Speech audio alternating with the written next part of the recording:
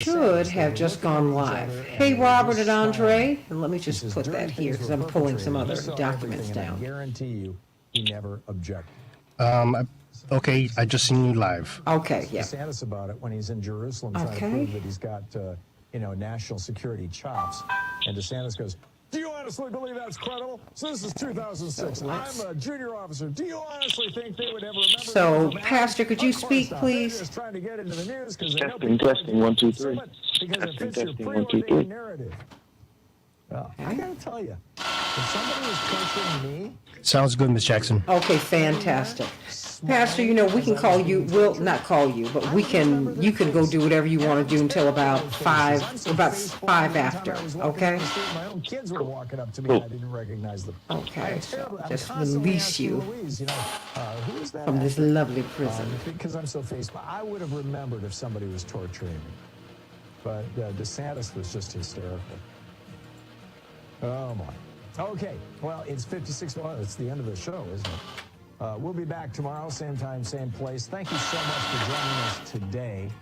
And apologies for the phones falling apart there toward the end of the show. We'll be reaching out to our providers and try to fix the situation before tomorrow's program. Anyhow, don't forget, democracy is not a spectator sport. It requires all of us, not free views. So many great organizations out there, from your local Democratic Party to Indivisible and others. Get out there and get active. Tag you're in. We'll see you tomorrow. Have a great afternoon.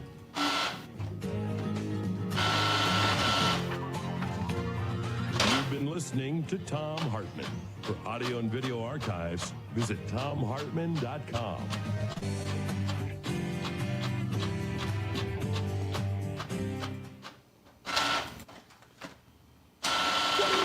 Meal? And why is it in your dog's food? As awful as it sounds, meat meal can be made of spoiled supermarket meat and packing house scraps. We would never feed those to your dog. That's why Dr. Marty developed Nature's Blend. Because your dog needs a diet full of real cuts of meats, similar to what they're eating in the wild. Dogs go bonkers for the premium flavor and texture of Nature's Blend. In fact, when given a choice between Nature's Blend and Amazon's #1 bestseller in dry dog food, 29 out of 30 dogs chose Nature's Blend first. Nicole from Seattle says, "I have a senior Chihuahua and he's been bouncing around the house like a new pup." Give your dog a food they'll love and support their youthful energy, healthy skin, easy digestion, and happy full life without meat meal. For a limited time, I can get you 54% off your dog supply of Nature's Blend and a free pack of premium dog treats. Just go to drmartypets.com/Tom, drmartypets.com/THOM, or text Tom to 511-511. Study available upon request. Message and data rates may apply. Hi, friends. Tom. Think Theory Radio. Dr. Hande Osdenberg. She is a neuroscientist, but also an artist. It seems that the larger we go, like, the galaxy, the sky, and then also as small as we go, right? The nanostructures, the atomic interactions, or cellular interactions, there is so much resemblance. Like there is a secret or there is an unspoken symmetry. Think Theory Radio.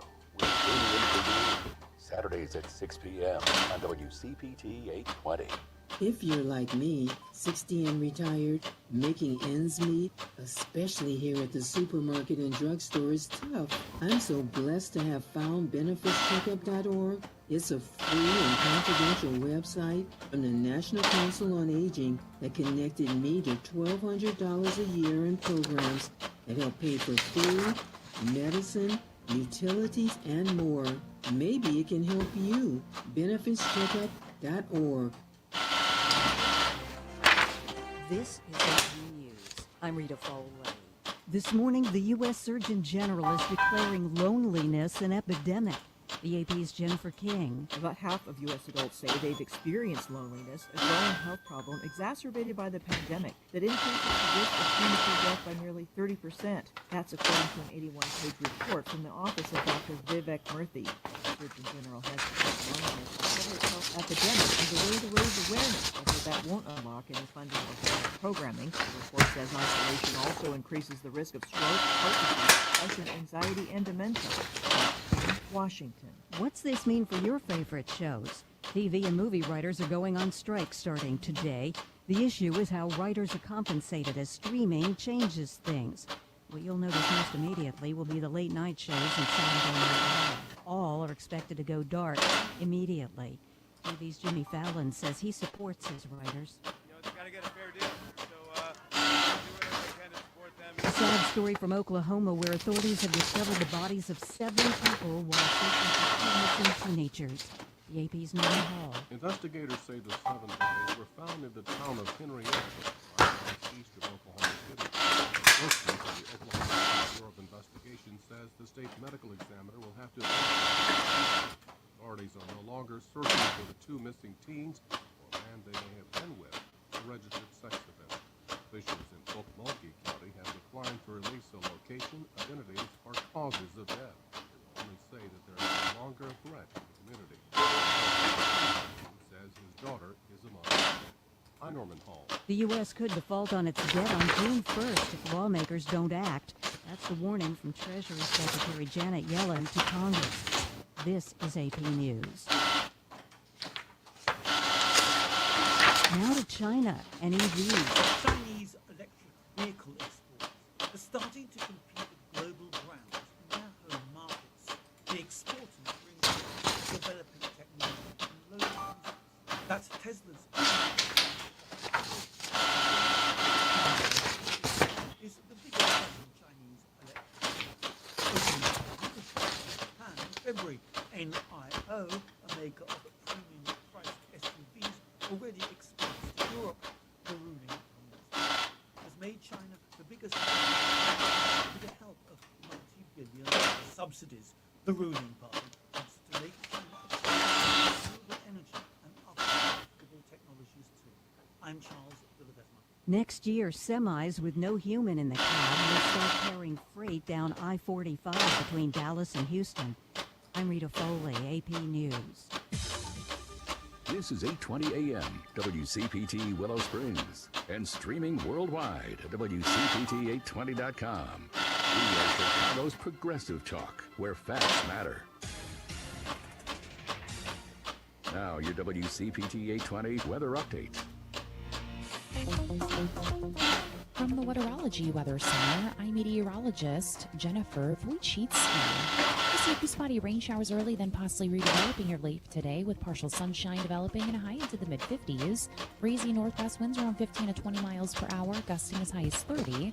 Tonight, increasing cloud cover, low near 36. By Wednesday, sunshine, a high of 60 degrees. Thursday, mostly sunny, high of 69. Friday, partly sunny, high of 70. That's your latest Chicago weather update. Currently, it's 43. Join Tom Hartman, Jonas Esposito, Santita Jackson, Patty Vasquez, and Rick Smith as they host our Spring Labor Panel on Thursday, May 4th, 4 to 6 p.m. It's virtual via Zoom, a live broadcast on 820 a.m., and live streamed on WCPT820.com. Okay, we have 4 more minutes. We'll be talking with the labor community about the new City Hall and the positive impact of having... More like 5. Okay. Discussing the future with the Workers' Rights Amendment, the changing face of education in the workforce, and thank you so much. Programs. My pleasure. We'll be taking questions from the Zoom audience, so be sure to get your Zoom link. This is another in a series of labor-supported live panels, proudly sponsored by Chicago Federation of Labor, Smart Level 265, Roofers and Waterproofers Local 11, Megan to Financial, Cisco, and Powering Chicago. Learn more and register for the Zoom at WCPT820.com. This is your WCPT Progressive Calendar.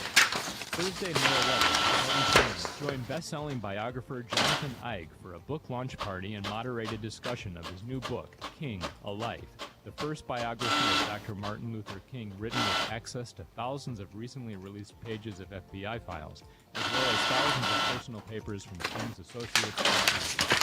The event is presented by Chicago Humanities and will take place at the Chop Shop, 2033 West North Avenue in Chicago. If you're interested in running for judge, you can learn the ins and outs from experts in the field at a free seminar May 17th from 2 to 5 p.m. at the Mid-America Carpenters Chicago Training Facility, 2141 South Union Avenue in Chicago. RSVP at cookcountydems.com/robe. If you'd like to list your event or sponsor WCPT's Progressive Calendar, send an email to calendar@wcpt820.com. Chicago's Progressive Talk, WCPT 820, where facts matter.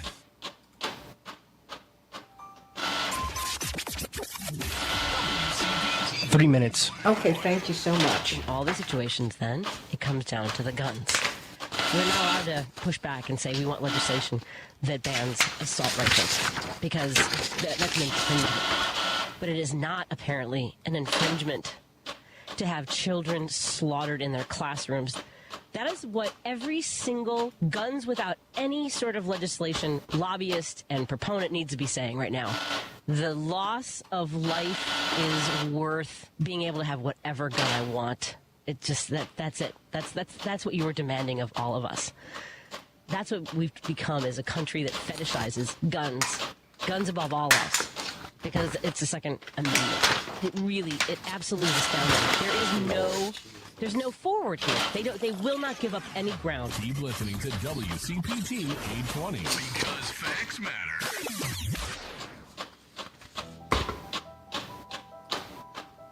A veteran's hope.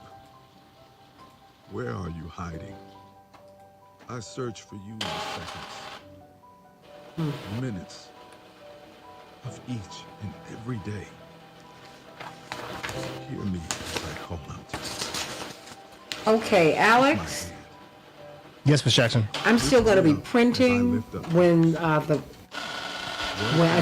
pastor comes up. So if you don't mind, put me on mute. Okay. Okay. Son, daughter, hear us now. Alone we stood, divided we fell. No longer. Now we choose. I don't know how I got over here. Our new mission lies within. Visit MixedReality.net to learn more. Hey, morning stars. How you doing, everybody, this morning?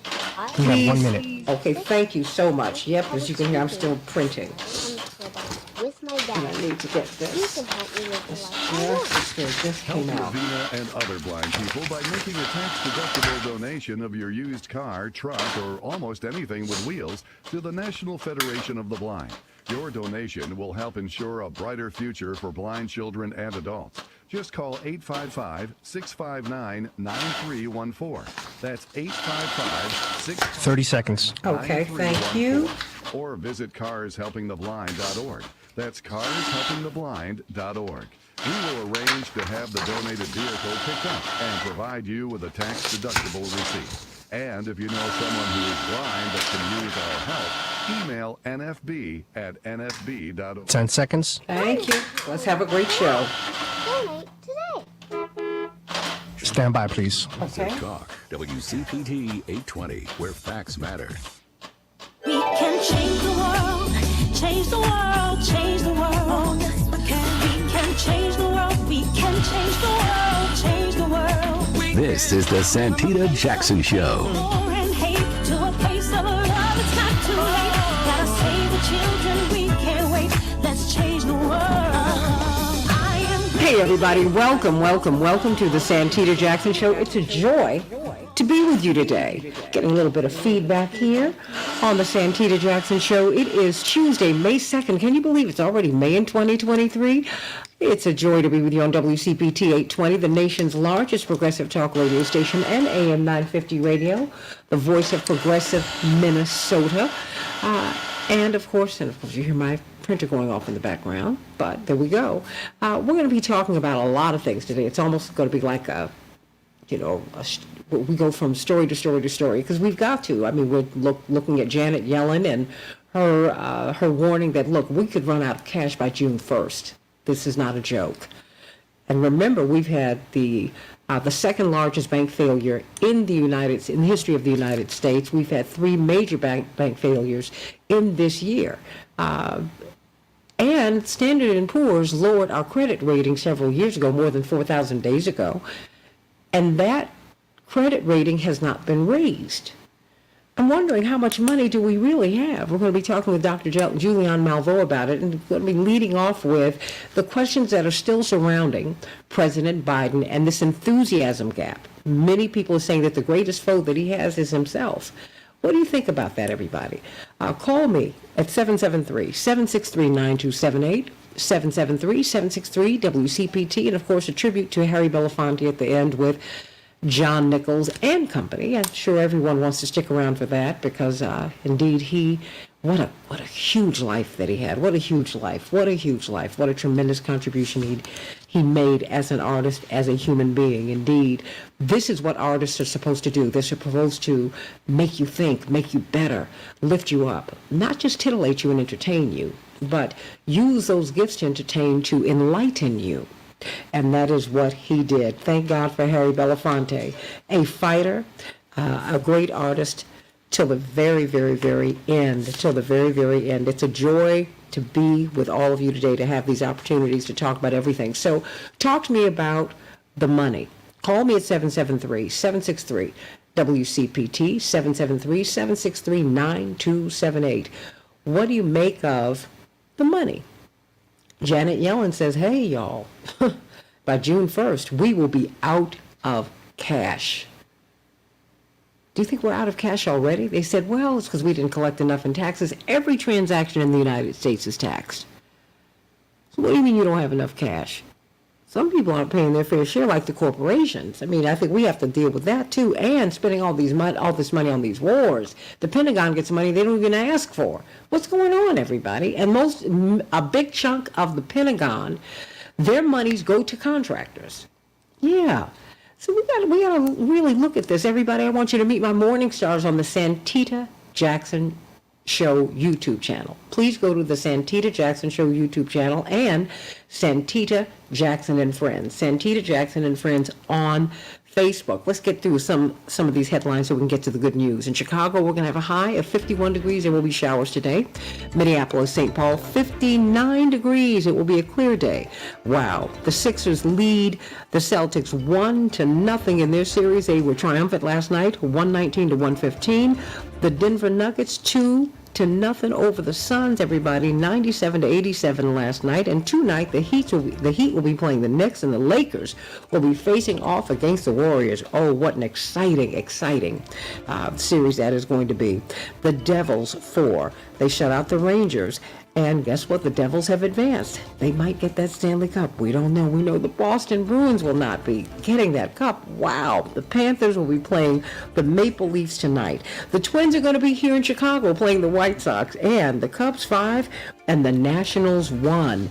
Everybody, what about Janet Yellen? She has frightened some people to death with this debt limit talk. House Speaker Kevin McCarthy has finally accepted an invitation to meet with President Joe Biden on May 9th about the debt ceiling, setting the stage for a high-stakes moment in the ongoing standoff on Monday. President Biden invited the top 4 congressional leaders, including McCarthy, to discuss a plan to make progress on debt ceiling talks following months of an impasse between the president and House Republicans.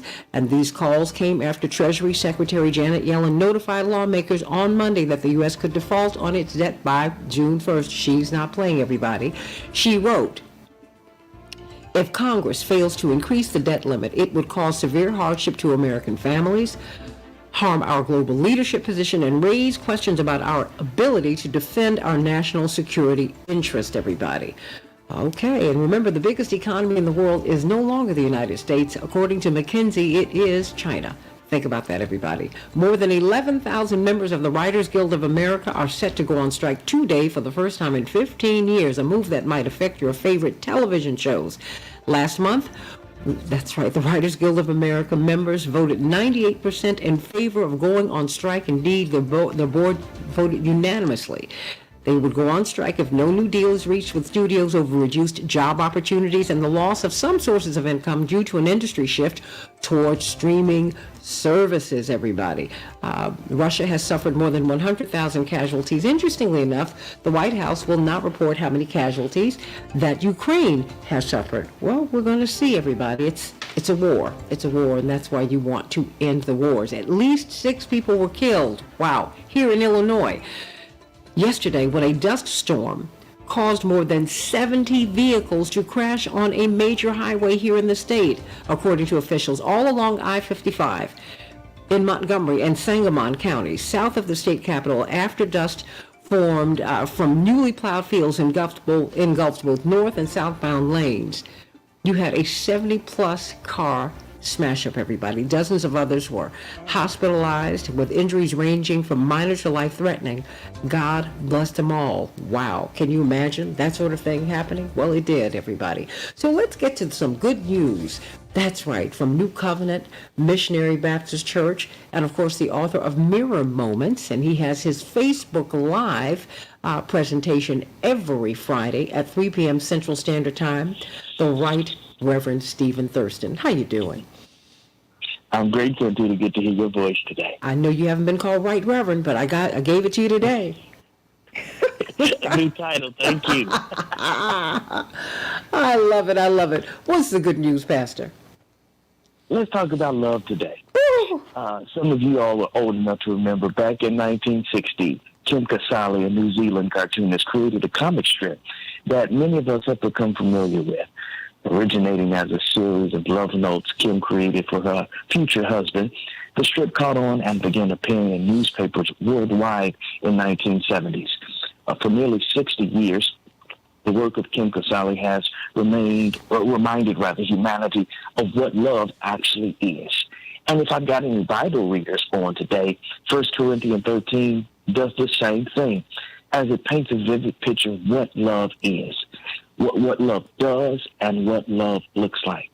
And though the sentiments of this text are often shared during the wedding ceremony and agreed upon by both bride and groom, when turbulence strikes our lives and our relationships and crisis creeps in, love and its attributes and manifestations seemingly engage us in a destructive game of hide-and-go-seek.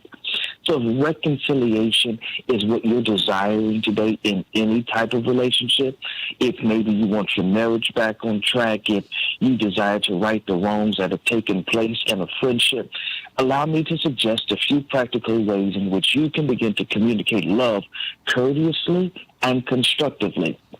The first thing that we've got to focus on is patience. Your relationship didn't fall apart overnight and is not going to be rebuilt in a day.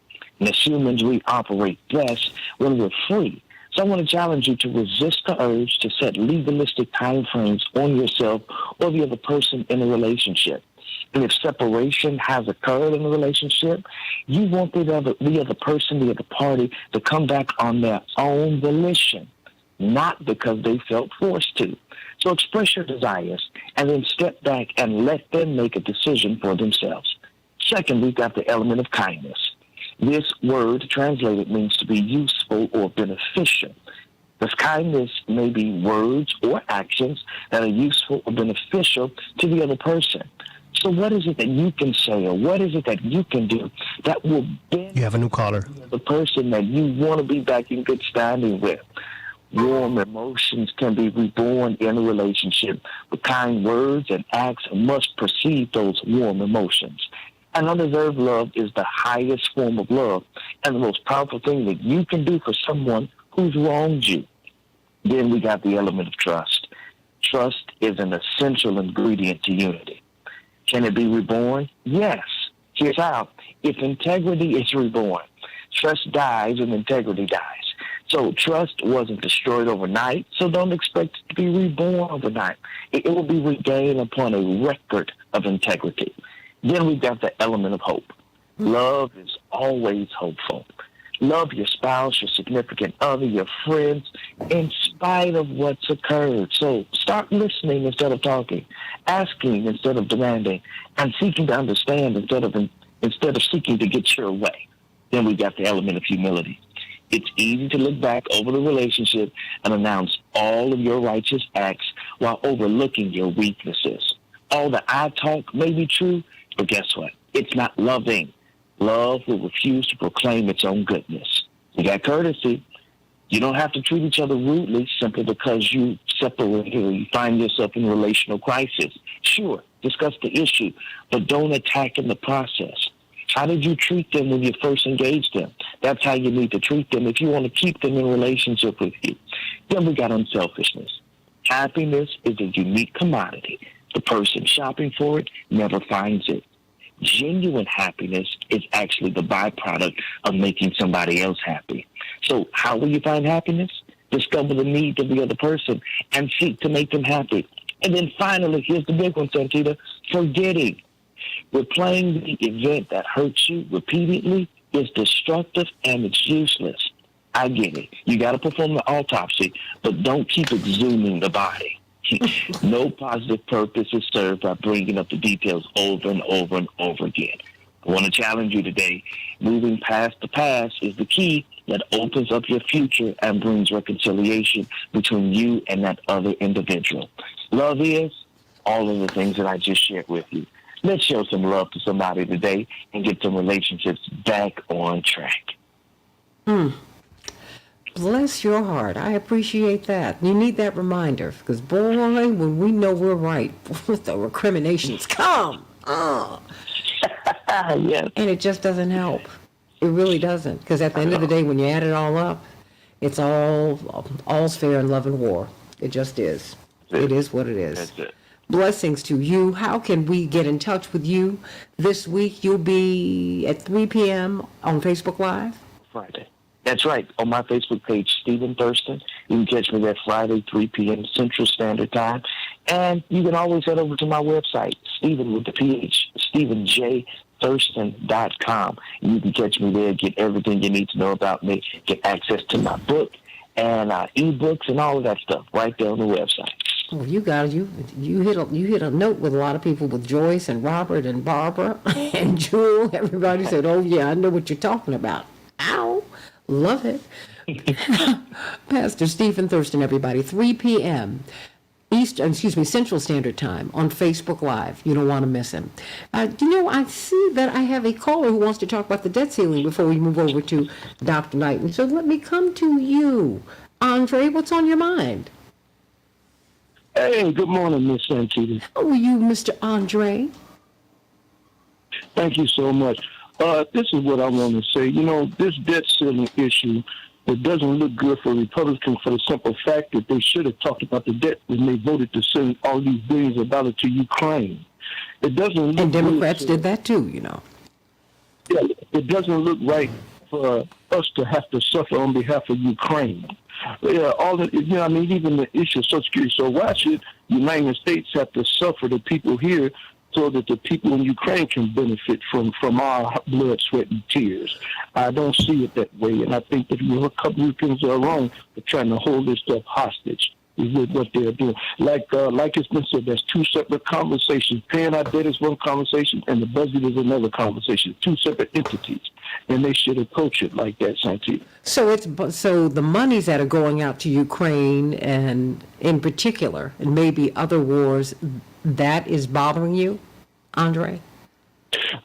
Well, initially, if we go back, rewind to Joe Biden said the reason why he wanted to pull those people out of Afghanistan is because we've been over there 20 years and we spent trillions of dollars over there. So that was the idea, was to save that money. But then he turn around and give that money to Ukraine, which makes me feel like withdrawing from Afghanistan to save money didn't serve its purpose. So here we are talking about the debt. When those things were being discussed, that was the time to discuss the debt between Afghanistan and Ukraine, and not wait until it's almost time for us to pay the United States bills for stuff that we already got, to try and hold this hostage and say, unless you cut spending, then, well, that should have been the issue when we withdrew from Ukraine and when we decided to give money to, when we withdraw from Afghanistan and decided to give money to Ukraine. That's when budget discussions should have taken place. But this is wrong with what they're doing by holding the United States hostage. There shouldn't even be no conversation about Social Security and disability and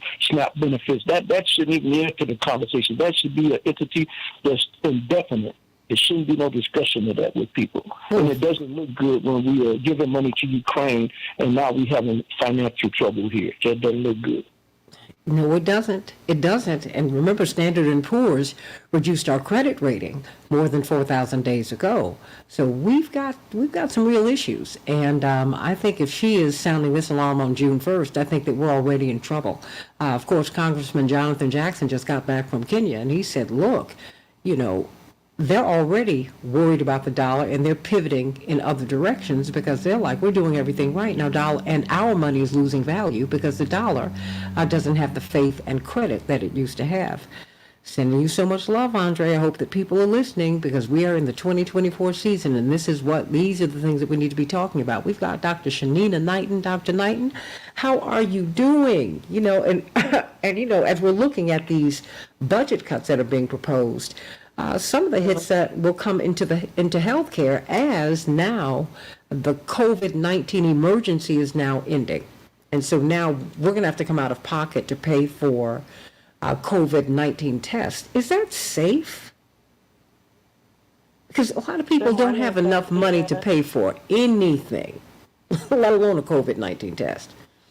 Well, listen, I understand that, and I was just thinking about the conversation y'all had, and talking about the debt ceiling, then we talking about these banks that are collapsing, in 2023, and a lot going on right now. Hold that thought. I want to give you a couple of minutes on the other side of the break because there is a lot going on, and our pockets, or should I say, the emptiness of them. You can give you a couple of minutes to talk about this. That impacts your health. Now we can't get to. We stayed home for 2 years trying not to get COVID. Now COVID's still here, but you got to come out of pocket to pay for the test. What? Dr. Knighton, I don't even know what to say. People are living in the margins, Dr. Knighton. This is tight. Hey, everybody. And now you've got Janet Yellen, the Treasury Secretary, who's saying, look, June 1st is the date. That's it, y'all. We will run out of cash. We will be out of cash. America will be out of cash. The Pentagon gets money they don't even ask for. A big chunk of that money goes to contractors. Yeah, like Boeing. Yeah, all of that. Think about that, everybody. You just heard Andre who said, we're pouring money into Ukraine. We're just pouring money. And Zelensky, president of Ukraine, calls over here and demands money from us. We don't have it. And now, SNAP benefits and these programs that you need to eat, you're looking at cuts of more than 20%. Can you imagine being a retiree or depending upon SNAP benefits? Can you take a 20+% cut in that? Yeah, that's what's at stake here. We're going to be talking with Dr. Malvo, but I want you to call me about it as we talk about 2024. Many people are saying, okay, President Biden, I'm not excited about him, but, that's what I've got. No, other people are running, but we're not going to have debates. Whoa, it's crazy. So call me at 773-763-9278. Let's talk about it here on the Santita Jackson Show.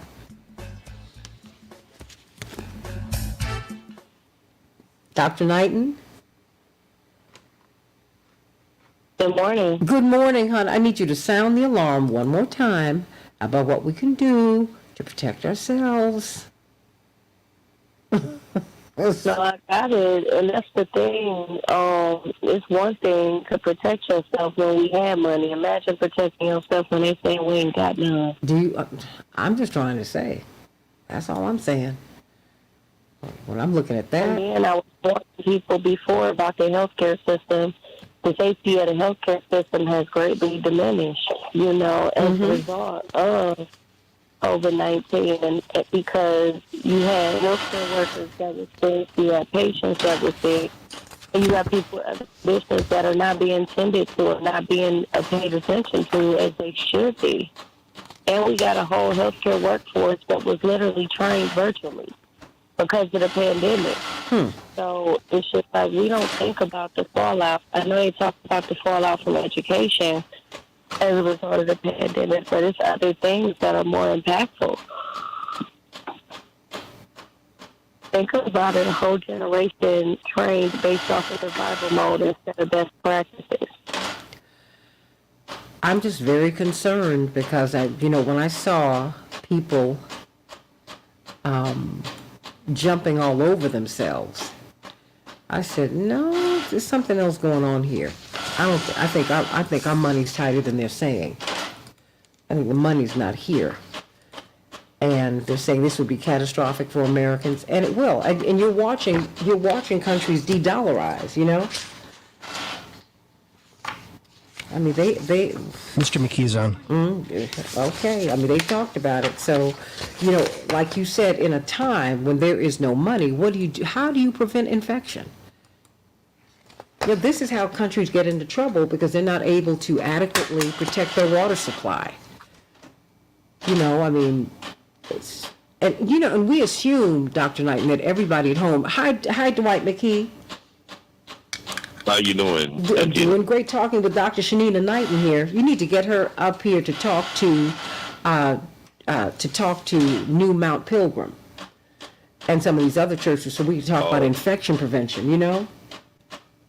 Yeah, we should do that. We'll work it out. Because I mean, people need to know. Pastor Hatch, we'll work it out. Yeah, I think that's a really big deal, Dwight. Really, really big deal. Yeah, she's a brilliant doctor. She's right here. Dr. Knighton, you getting a compliment, my sister. You. Yeah, I heard you. Thank you very much. I appreciate it. Yeah, you're always so practical. You know what? Thank you. That is the adjective that I've been missing. She is practical. Attorney Patillo's on. Attorney Patillo, how you doing? Well, good morning. All right. So here we go. Miss Rose didn't answer. I'm going to call her back after we go live. Well, you know what? You can call her back. Say it's 7. Okay, I'll call her at 7. Yeah. Yep. I'm going to take a couple of minutes with Dr. Knighton, and then I'm going to pivot to you guys, okay? Okay. And Robert, I want to talk with you about movement labs. Certainly. And what we can do with them at the convention and going forward. Okay? Absolutely. You know. 30 seconds. I know how it is, how it can be trying to move that ball up the hill. Oh, God. Trust and believe. I've not been listened to about a whole lot. And then when I bring it forward, you know, hurry up. It's like, oh my gosh. I've been trying to get you to look at this for like 10 years. 10 seconds. Stand by, everybody. Oh, well, you know. Stand by. Everybody else is in his ear, too, so there we go. Hey, Kathy Hayes, how you doing? Stand by, everybody. Here we come out. Change the world, change the world, change the world. We can change the world, we can change the world, change the world. This is the Santita Jackson Show. War and hate to a place of love, it's not too late. Gotta save the children, we can't wait. Let's change the world. Hey, everybody. Welcome to the Santita Jackson Show, WCPT 820. The nation's largest progressive talk radio station, and AM 950 Radio, the voice of progressive Minnesota. We are streaming live on the Santita Jackson Show YouTube channel. Please get on over there. And the Santita Jackson and Friends Facebook page. Everybody, that's the Facebook page that I can use. The other Facebook page is a landing page, but it will not allow me to accept any friends. In fact, they're kicking friends off. So you might think you're my friend, but no. But that's not my call. So please go to Santita Jackson and Friends, and then meet me over at Twitter, at Santita J, at Santita J. I'm really trying to work on talking more on Twitter. You know, just work with me. Work with me, everybody. So everybody, let's talk today about Biden and this enthusiasm gap. But before we do, you know, we had to borrow a little time from the other side to talk to Dr. Shanita Knighton, because May 11th, the COVID emergency officially is over. It doesn't mean that COVID is gone. It just means that all of the supplemental benefits that you got from the government that helped you, that's over. The extra money that you got, really, that helped you to survive, that's over. Free COVID test, And you might be walking around with COVID. And you could be asymptomatic or fully symptomatic or somewhere in between. And here we are. I mean, so this is new, because Dr. Knighton, you know, we couldn't move for 2 years. Now they're like, well, it's out here, so it's endemic, and so you just have to deal with it. And we know that, you know, people have to constantly get boosted because the shots, you know, have a limited impact. So what are we supposed to do? I mean, because people don't have enough money to pay for, you know, they say your insurance will pay for your tests. My insurance gave me pushback because I had to leave the country. I had to do some traveling, during the emergency period. And after about 3 or 4 tests, they were like, well, we're not going to pay for any more. And I've got great insurance. So here we are. So what are we supposed to do now? Good morning, Santita. So I will tell you that this has always been my concern. And you know that my favorite saying is stay ready so we don't have to get ready, right? And what I ask people to do at this very moment is I want them to reflect back to February of 2020. I want them to reflect back to March of 2020, where there was no COVID test or there was limited tests, where there was no vaccines, where there was no recommendations outside of making sure that you were cleaning your hands. There was no recommendations outside of making sure that you were screening or socially distancing for people. And there wasn't even a recommendation on masks at that time because they saw that they were flying off the shelves. There was a limited supply for healthcare workers. And so yet and still it was emphasized that, hey, don't wear masks. You don't need them unless you're needed. Then they switched over to source control. My point in bringing that up just in its most simplest form is we had basic infection prevention and control practices to rely on. We had no tests, so you had to assume that every person around you was a potential case of COVID. I'm encouraging people that to this day, if somebody, I don't care if it looks like allergies. Allergies can look like a cold, and at the end of the day, they still release droplets, and people that release droplets still can run the risk of being able to spread germs if they're not practicing etiquette, if they're around someone and let's say that they're still able to spew in the air because they can travel up to 6 to 15 feet when someone sneezes or coughs. And even when people talk, they talk, right? So I'm just reminding people, what were you doing during that time in order to be able to keep safety when there was so many unknowns around the severity of COVID? Now that we know that long COVID is a real thing, there are individuals that have long-term effects as a result of COVID. As I mentioned, Santita, COVID in itself, it has only been around for 2 years, and there's still so much that we don't know about it. So I tell people, we are in a place of survival, meaning that people have to use these methods as a part of their day-to-day practices because we don't know the long-term fallout, the severity. Meaning we know some things about COVID-19 in terms of long-term, but there's still things that we're learning. Same way that we're still learning about H1N1, Zika virus in regards to its attachment to neurological disorders, HPV, its attachment to cancer. We know that these are the side effects of these other viruses. So my recommendations is to tell people to incorporate infection prevention and control into their daily lives. Dr. Shanina Knighton, everybody. Dr. Shanina Knighton, Heydrnina.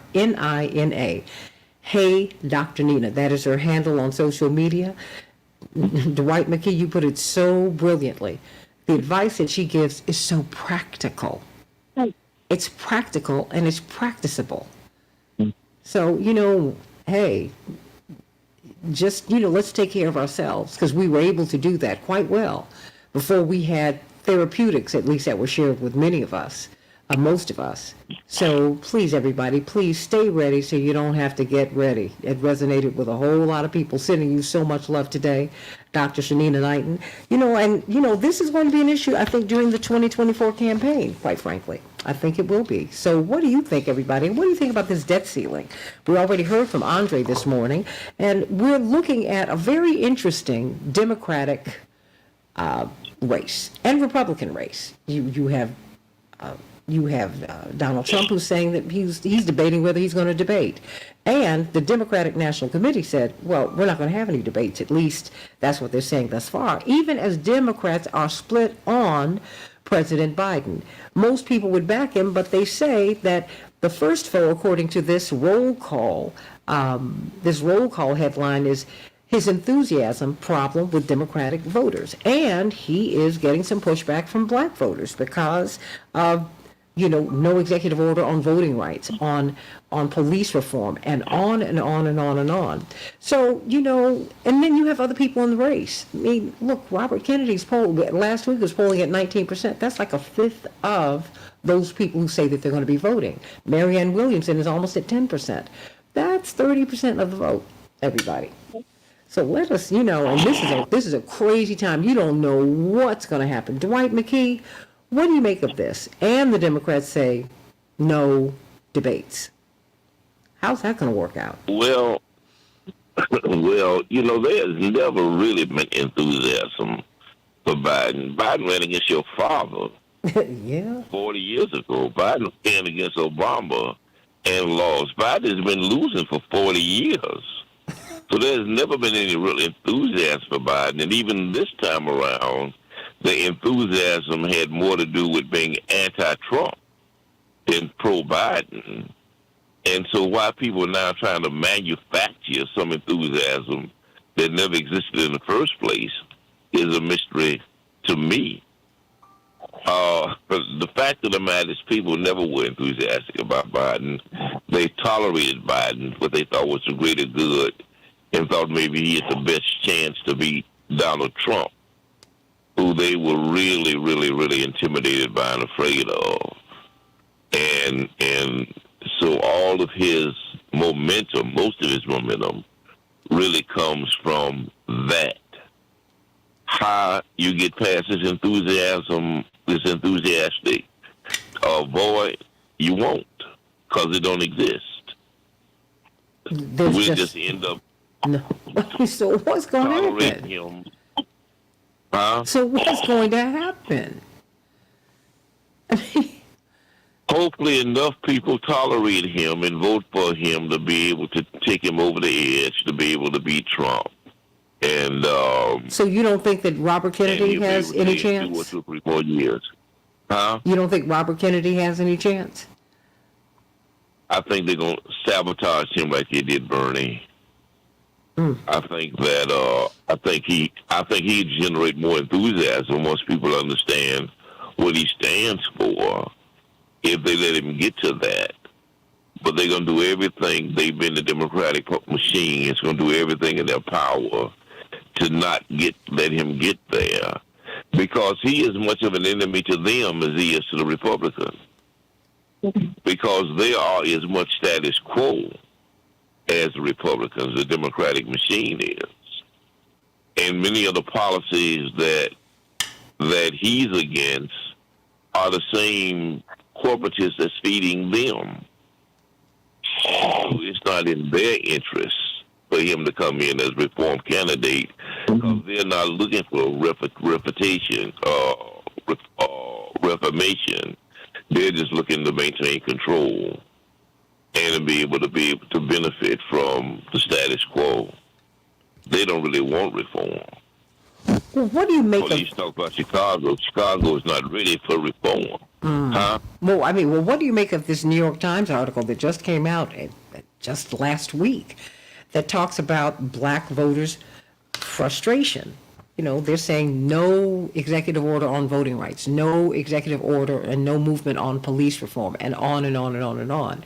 And yet you'll hear some people, when you say that, they'll troll you and say, hey, you're not being a good Democrat. I'm like, you're not being democratic. You don't want Marianne Williamson and Robert Kennedy and others to debate. This is crazy. Again, the Democratic machine is protecting their narrow interests. It's not a people's party. It's a party's party. And so they're trying to protect their narrow interests, and they are as much corporatists as Republicans in many instances, and Biden represents that. I mean, it was Biden who was anti-busing. It was Biden who helped introduce the prison in the industrial complex, who fed that. Biden has always been Biden, and it's always reflected the corporate interests and the interests of the status quo.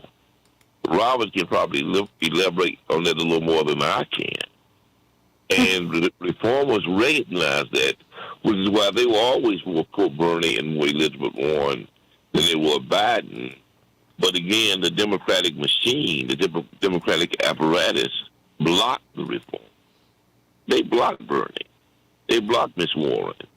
They blocked your daddy. They did. They will block anybody who's trying to reform the party because, again, they represent a corporate elite. They don't represent the vast party of those even who vote Democratic. They usually vote Democratic by default. New caller. You know, so everybody, I want to know what you think about this enthusiasm gap. How do you close it? Renee, what's on your mind before we get to Robert Patillo? Good morning, and thanks for taking my call.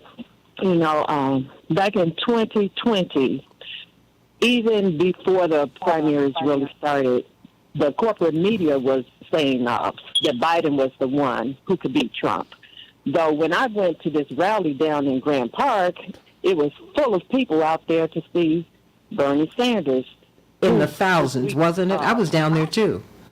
Yes, it was wonderful. Just like in 2016 when I was in a line going around the blocks of downtown when your brother introduced Bernie Sanders on stage when he came for that rally.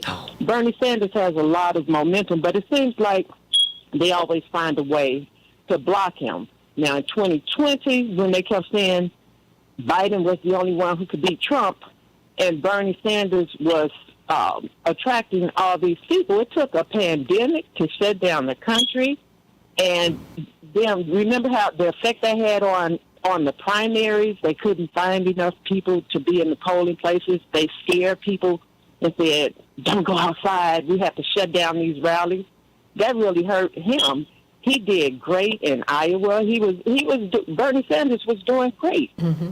So it was the things that they did to sabotage. They didn't create the pandemic, as far as I know. I'm still looking at the evidence on what happened with that, though. But it took a lot for them to keep Bernie Sanders from winning that election. And right now, we have more than two choices possibly to run in this new election. Remember the last time there was no independent candidate running. The Green Party didn't have a candidate who was running. So it was just Biden and Trump with all the bad things that they were showing that Trump did. It's not like that this time. And do we have to rely on the Democratic Party or the Republican Party to have debate? Don't we have some independent media sources that can have debates between other candidates and invite Biden to come to those debates too? But they can still be broadcast to the people, either on Facebook, YouTube. You know, if we can't get a corporate media station, which I know we can't, can't we still have debates so we don't silence people and make them think that there are only two possible candidates in the country that can be president of this United States? I hope we don't. I hope we don't fall for just following who they tell us we have to choose between, and that, you know, we can let other people who might want to run, let them run and let us hear what they have to say. Well, That's what I hope happens. Well, Arlene is saying that politics is politics, and incumbent presidents have not debated in primaries in modern history. But, you know, that might have been then, but this is now. There's a whole lot. I mean, things change, Arlene. They do. And they should. Nothing in the world is static. Things should be dynamic. And things need to change. This whole notion of our political system is something that evolves over time. And you make the point that Bernie, Warren, and other progressives are backing Biden, but then others are not. Because there's still an enthusiasm gap. I'm a Bernie-crat all the way, but guess what? I'm sad that he's not running, but it has me looking. And I think that we should. I think we should look around. I mean, Renee, have you decided on a candidate yet, or do you want to wait for debates and listen to people? I know I don't want Biden. I don't want Trump. And, it's a year out. It's more than a year out. Mm-hmm. Somebody else has to emerge. Maybe this time there can be a third-party candidate. I know we always say that a third party can't really win, that they can just hurt whoever, is in the lead. But I think other countries have more than two parties. I think we need to look for people who are actually addressing the needs, or saying that they're going to address the needs that we have. Well, Renee, I think what the other two candidates who are running in the Democratic aisle need to be heard. They can't even get interviewed. And ABC did something to me that was reprehensible. They heavily censored Robert Kennedy's interview. I don't even know what I followed him, so I know what he said about vaccines, and I also know about his role as an environmental lawyer.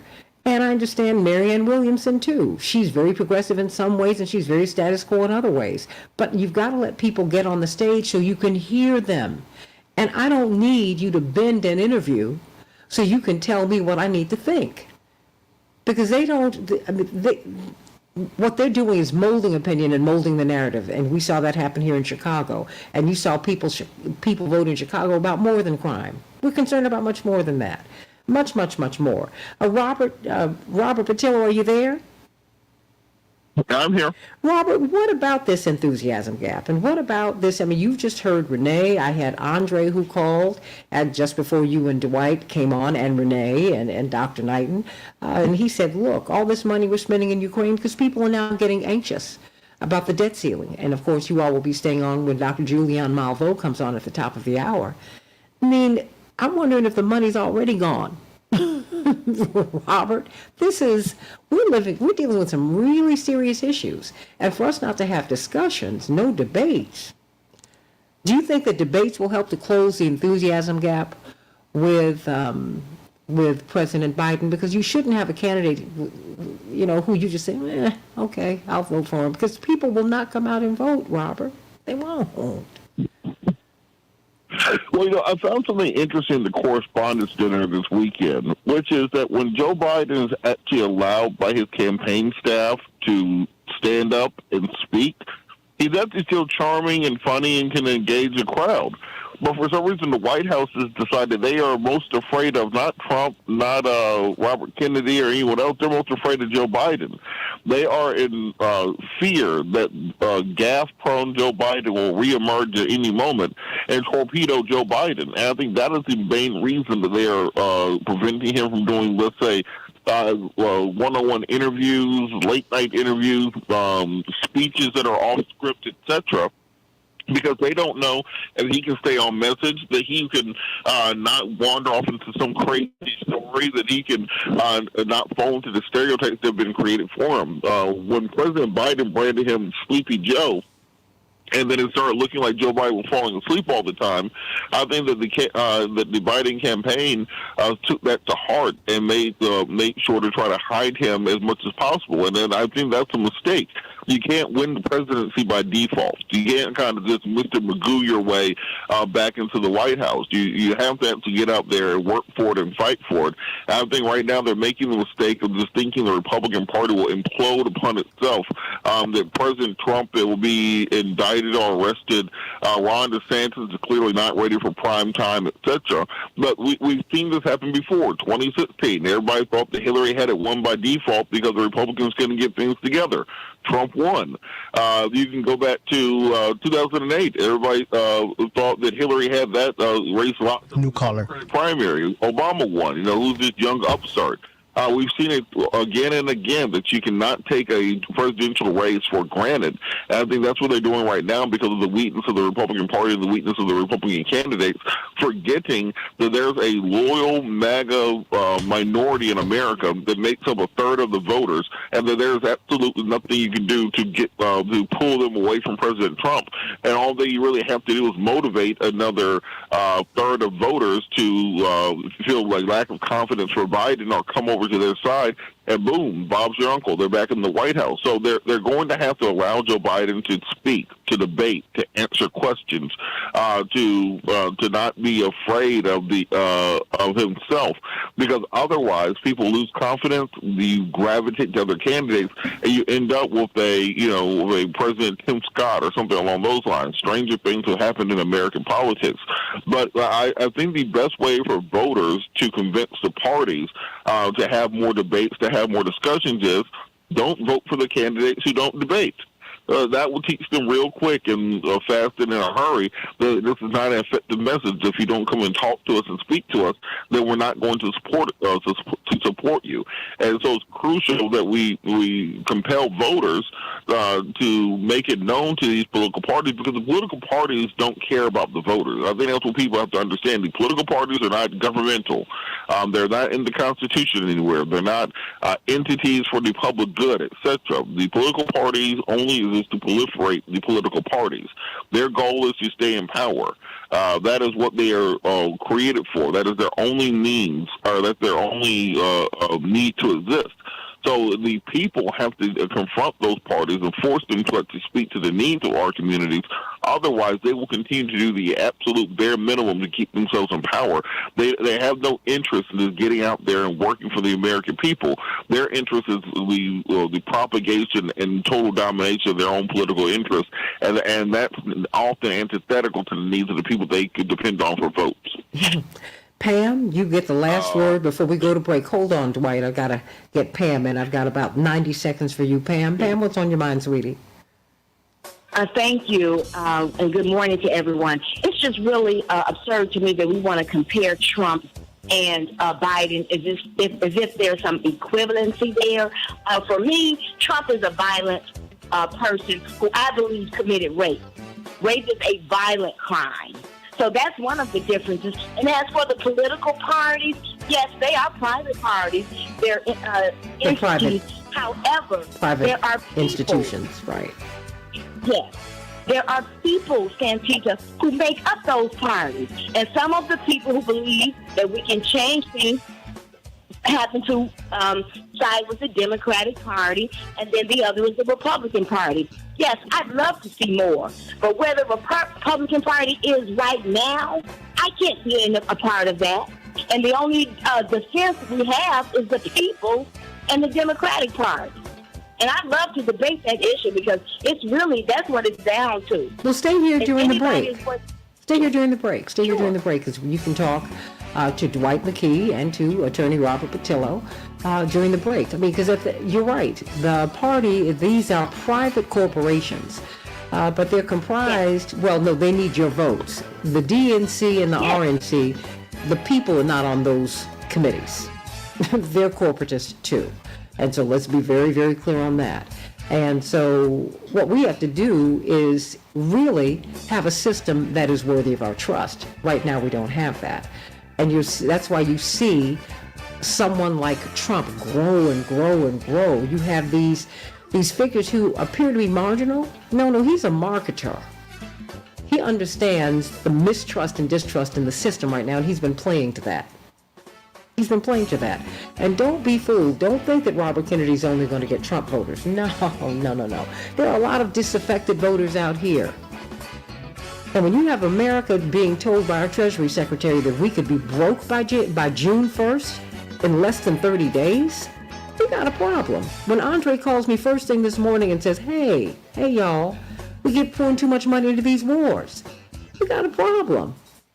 And if we don't have a debate and if we don't have a real discussion about this, we'll never get anywhere. And just know that this bill that the Republicans have proposed on the debt limit will take it more than 20% out of your SNAP benefits. And on and on and on it goes. This will be catastrophic for Americans. Catastrophic. Moody's, Standard & Poor's already downgraded our rating. That was 4,000 plus days ago. We still do not have a AAA rating, and it's not because we haven't tried, it's because we can't do it. Think about that, everybody. More of the Santita Jackson Show. Call me at 773-763-9278, 773-763, WCPT. Back with more. July 15th through the 19th, Rainbow Push Convention. Join us. Thank you so much. I'm sorry, Alex, I ran over. Everybody, July 15th through the 19th, the Rainbow Push Convention. Thank you. Thank you, Robert. My red and my green today, bluish green, turquoise. Right? Okay. Which you say Trump will be back. Phoenix, tell me, Finding Phoenix, why do you think Trump will be back? And Pam, why don't you speak to Dwight and to Robert as we bring on Dr. Malveaux? Dwight, Sure, thank you. Yes, of course. I'm sorry. Pam, you No, want I to make thought your you were- point? Yes, yes. Sure. My concern is that when we speak about the Republican and Democratic Party, and we know both of those parties have issues, but my concern is the Republican Party is a whole different animal right now, and they are really siding and building on hate. But we don't want to have that discussion. Santita, here's what I know what Biden is. And I'm not saying that we go all in, but I don't care if Biden is 100. If we can push him to do more for the people, then that's where I am. Right now, we're talking about insulin that is capped at, $35 a month? That's important for everyday people. And so what I'm asking is when we have the discussion, we can criticize Biden. I have no problem with that. But for me, Trump is an alleged rapist. That is violence. And it seems to me that the corporate media, they don't want to report about that in its entirety. It seems like it's not important.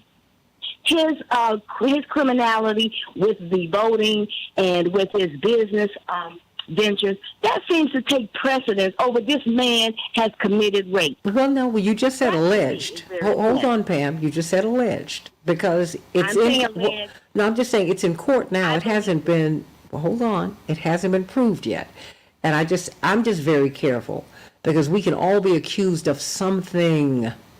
And hey, when the courts make a decision, okay, I can live with it even when I disagree sometimes.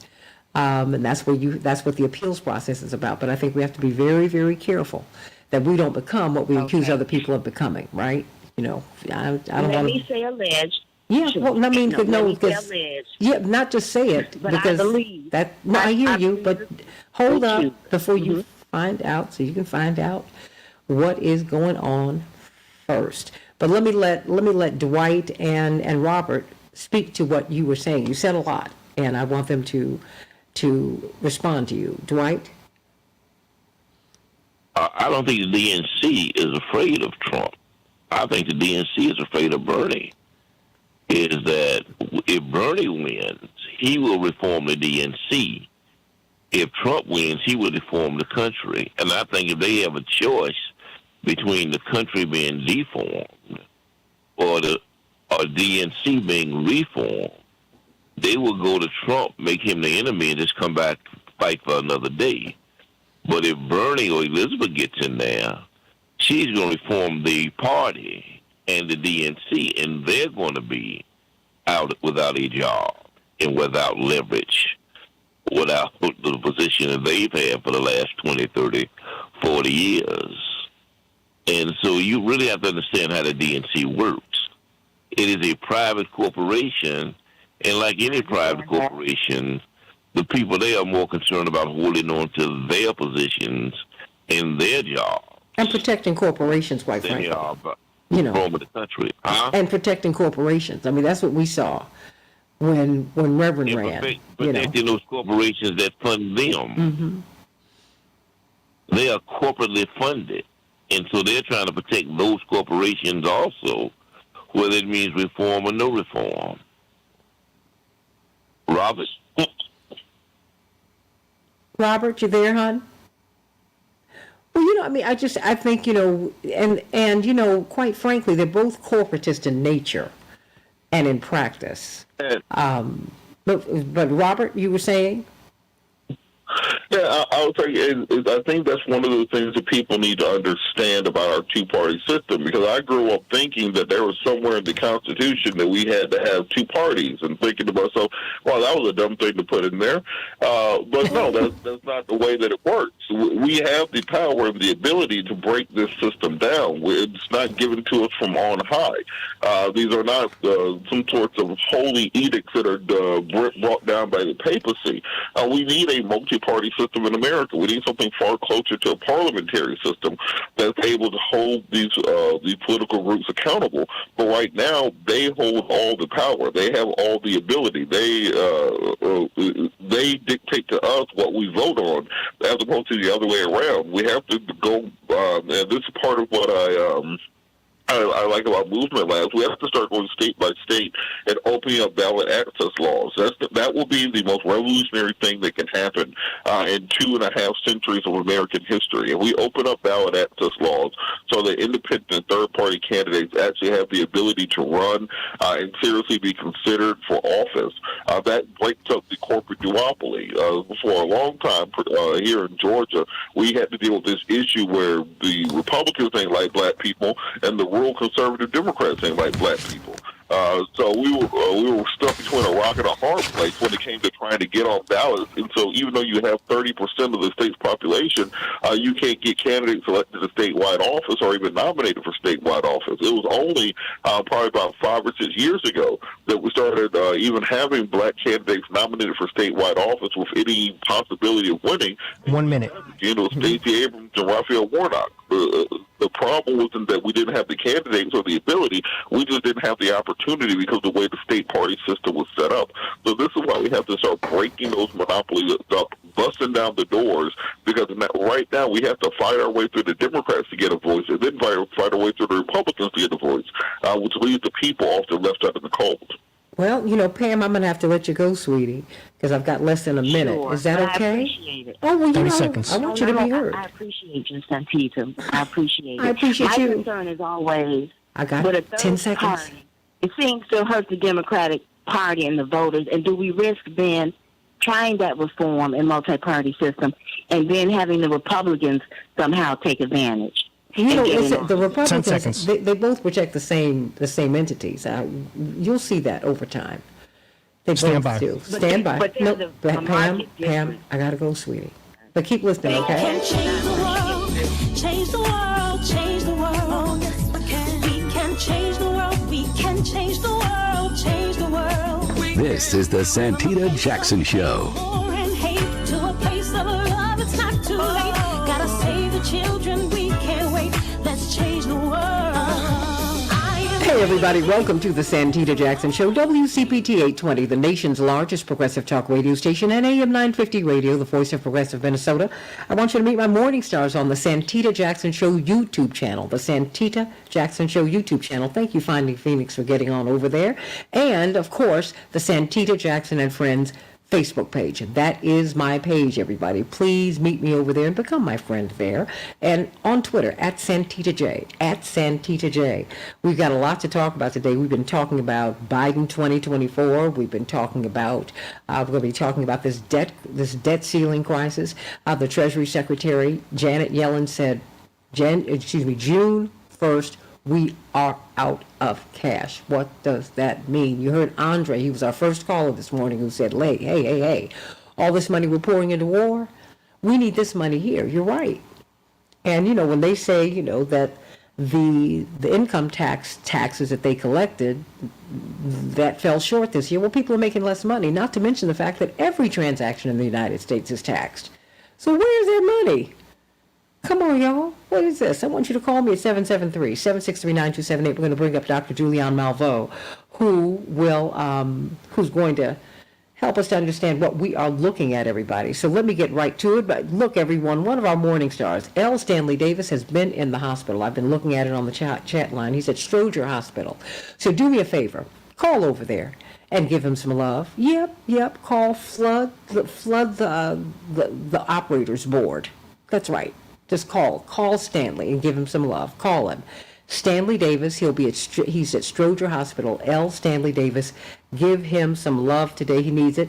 Serena Williams, hey, she's having another baby. Yay! Can you believe her baby will be 6 this year? Wow. Well, she and her husband, Mr. Ohanian, are about to have another one. So congratulations to you. She debuted her She said 3 of us are at the Met Gala tonight. So happy. And she did that 6 years ago when she was pregnant with her first child.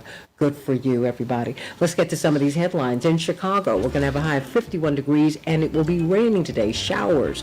Minneapolis, St. Paul, 59 degrees. It will be clear. In the NBA, well, things are heating up, everybody. The 76ers 119, the Celtics won. The 76ers take a 1-0 lead in that series, and the Nuggets are up by 2, 97-87 over the Suns. And tonight we'll be seeing the Heat versus the Knicks and the Lakers and the Warriors. That is going to be a great game.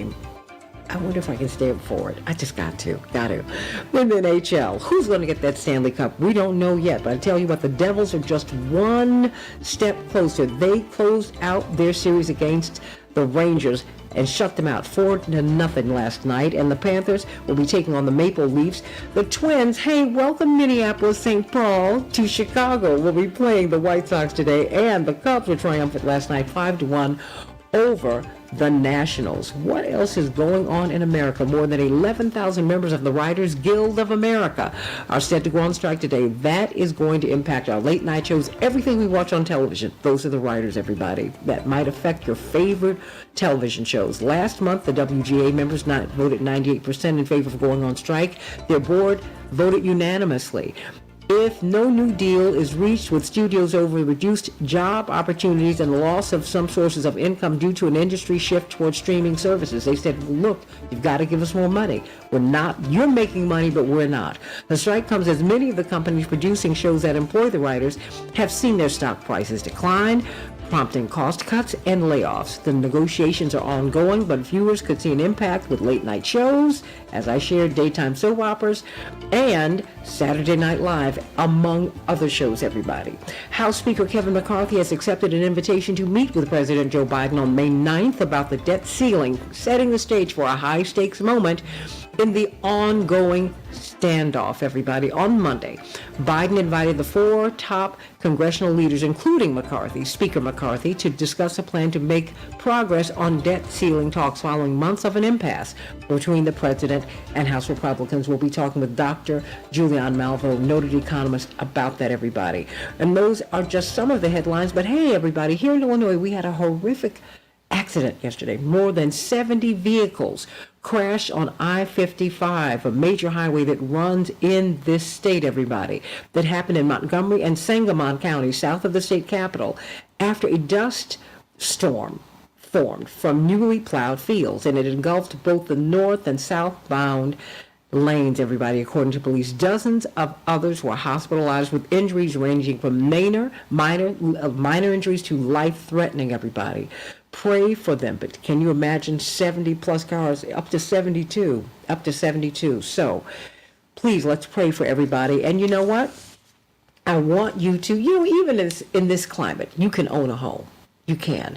And I want you to reach out to Team Hochberg. I'm going to get David Hochberg on here to talk about you owning a home even now. If you are a first-time home buyer, which means you cannot have owned a home in the past 3 years, and that's a whole lot of people. You need to call Team Hochberg today at 855-56-DAVID, 855-56-DAVID. They're your trusted local lender. First-time buyers made up 26% of home buyers last year, down from 34% the year before, and down from higher numbers in previous years. We're facing a crisis. People cannot afford to buy houses in the United States. So Fannie Mae and Freddie Mac, they want to turn those numbers around by incentivizing first-time home buyers with substantially lower rates. Now, you got to take advantage of this program now because the rates can rise at any time. So if you are in the Chicago area and your total household income is under $105,700 and you have not owned a home in the past 3 years, call Team Hochberg at 855-56-DAVID, 855-56-DAVID, or go online to 56david.com. What you really need to do is call them at 855-56-DAVID so that you can tell them what your story is and they can really help you. They're really, really nice over there. And you can qualify for some amazingly low interest rates. You just might do that and you'll be able to buy a home and begin to create some multi-generational wealth for you, for your children, for your grandchildren. Remember, homeowners to beget other homeowners. So everybody, please call Team Hochberg at 855-56-DAVID, 855-56-DAVID. You don't want to miss this opportunity. This opportunity could expire at any time. Don't miss it. Don't miss it. All right, everybody, let us get to Janet Yellen. As she, I have to tell you, Dr. Julianne Malveaux, MIT, minted economist. You have Dr. D, Dwight McKee's on with us, who kind of predicted that this would happen, and he and Robert Patillo are curmudgeons in residence. Okay? Of course, she is the Dean of Ethnic Studies at Cal State, Los Angeles, but she is also the President Emeritus of Bennett College for Women in Greensboro, North Carolina. Janet Yellen is not playing. She said, look, June 1st, we're out of cash. And this, Dr. Malveaux, is happening when we've had 3 major bank failures over the past couple of months. Indeed, the second biggest bank failure in our history just happened. It just happened.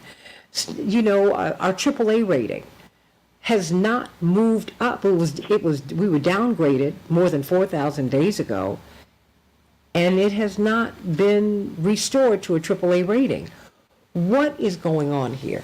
What is going on? And they say that the fallout could be catastrophic. I mean, I had a caller who just called in at the top of the show who said, look, all this money we're pouring into war sounded like Dr. King. Dr. Malveaux. Well, Dr. King did call it when he talked about debt and about our addiction to war. Your buddy, Robert Patillo, filled in for Roland last evening, and he did a very well thought out commentary about the money we spend in Ukraine as opposed to the way that we're ignoring the Sudan. But neither of those things are here. Ms. Wells is on. We have a debt ceiling that we exceeded. We basically raised the debt ceiling under the previous president with no partisan bickering. Now that Democrat Joe Biden is in the White House, the Republicans have turned the debt ceiling into a political weapon. What they propose is a 22% cut across the board in non-defense spending. Santita, that's Social Security, it's Medicare, it's teachers, it's student loan forgiveness, and the list goes on. They're playing brinkmanship. What's his name? McCarthy is over in Israel when he needs to be here. He knew this crisis was looming, but he's, again, playing political games. But what do we expect? And it's not just a partisan thing, but the Republicans are forcing Biden's hand. Here's what could happen. If people had good sense, you could uncouple 2 crises. One crisis is, of course, the debt ceiling. Pass legislation to raise the debt ceiling, period. Uncouple it from the issue of national debt. You could reverse the Trump tax cut. That would certainly, at some level, make it easier for us to manage annual debt. So there's a difference between the debt ceiling and annual debt. Yes, we're spending more than we take in for 3 reasons. 1, COVID-related spending. 2, bloated defense spending. And 3, insufficient tax collection. So that's why we're in the situation we're in terms of annual spending. Annual spending is different from your old debt. If you owed $2,000 on your American Express card and you want to charge something, they're probably going to tell you no, based on what your credit rating has been. That does not forgive you from paying the $2,000 you already owe. You still have to pay that. Or you default. American Express won't give you another penny ever, and you're basically pushing yourself into fiscal crisis. Now, you say to American Express, or maybe probably Visa, because American Express makes you pay all at one time, you say to Visa, okay, I'm going to start paying on a monthly basis what I owe. I'm going to pay what I owe, but meanwhile, I need a little more money. If you come to them like that, they'll say, okay, we can work it out. What McCarthy wants to do is to default. He's telling Visa, forget you, I'm not going to pay what I already owe. That's literally where he said, this is money that the debt ceiling financed our COVID spending. It financed the Trump tax cuts. Let's not forget the Trump tax cuts. We could reverse those and fix the problem almost immediately. Literally, when we talk about the national debt, 25% of it is Trump-generated. Again, 25% Trump-generated. And so now the Republicans who love to spend money have the, but not on people, just spend it, have the temerity to say, we made this mess, now you fix it. And we're not going to help you. Not only we're not going to help you, we're going to hurt you. So, it's a bad situation. And as Janet Yellen has said, she's sitting around moving, I much appreciate her and her work, but she's sitting around moving deck chairs on a Titanic, trying to make sure we can pay our bills and getting no help, which is why she's called the alarm.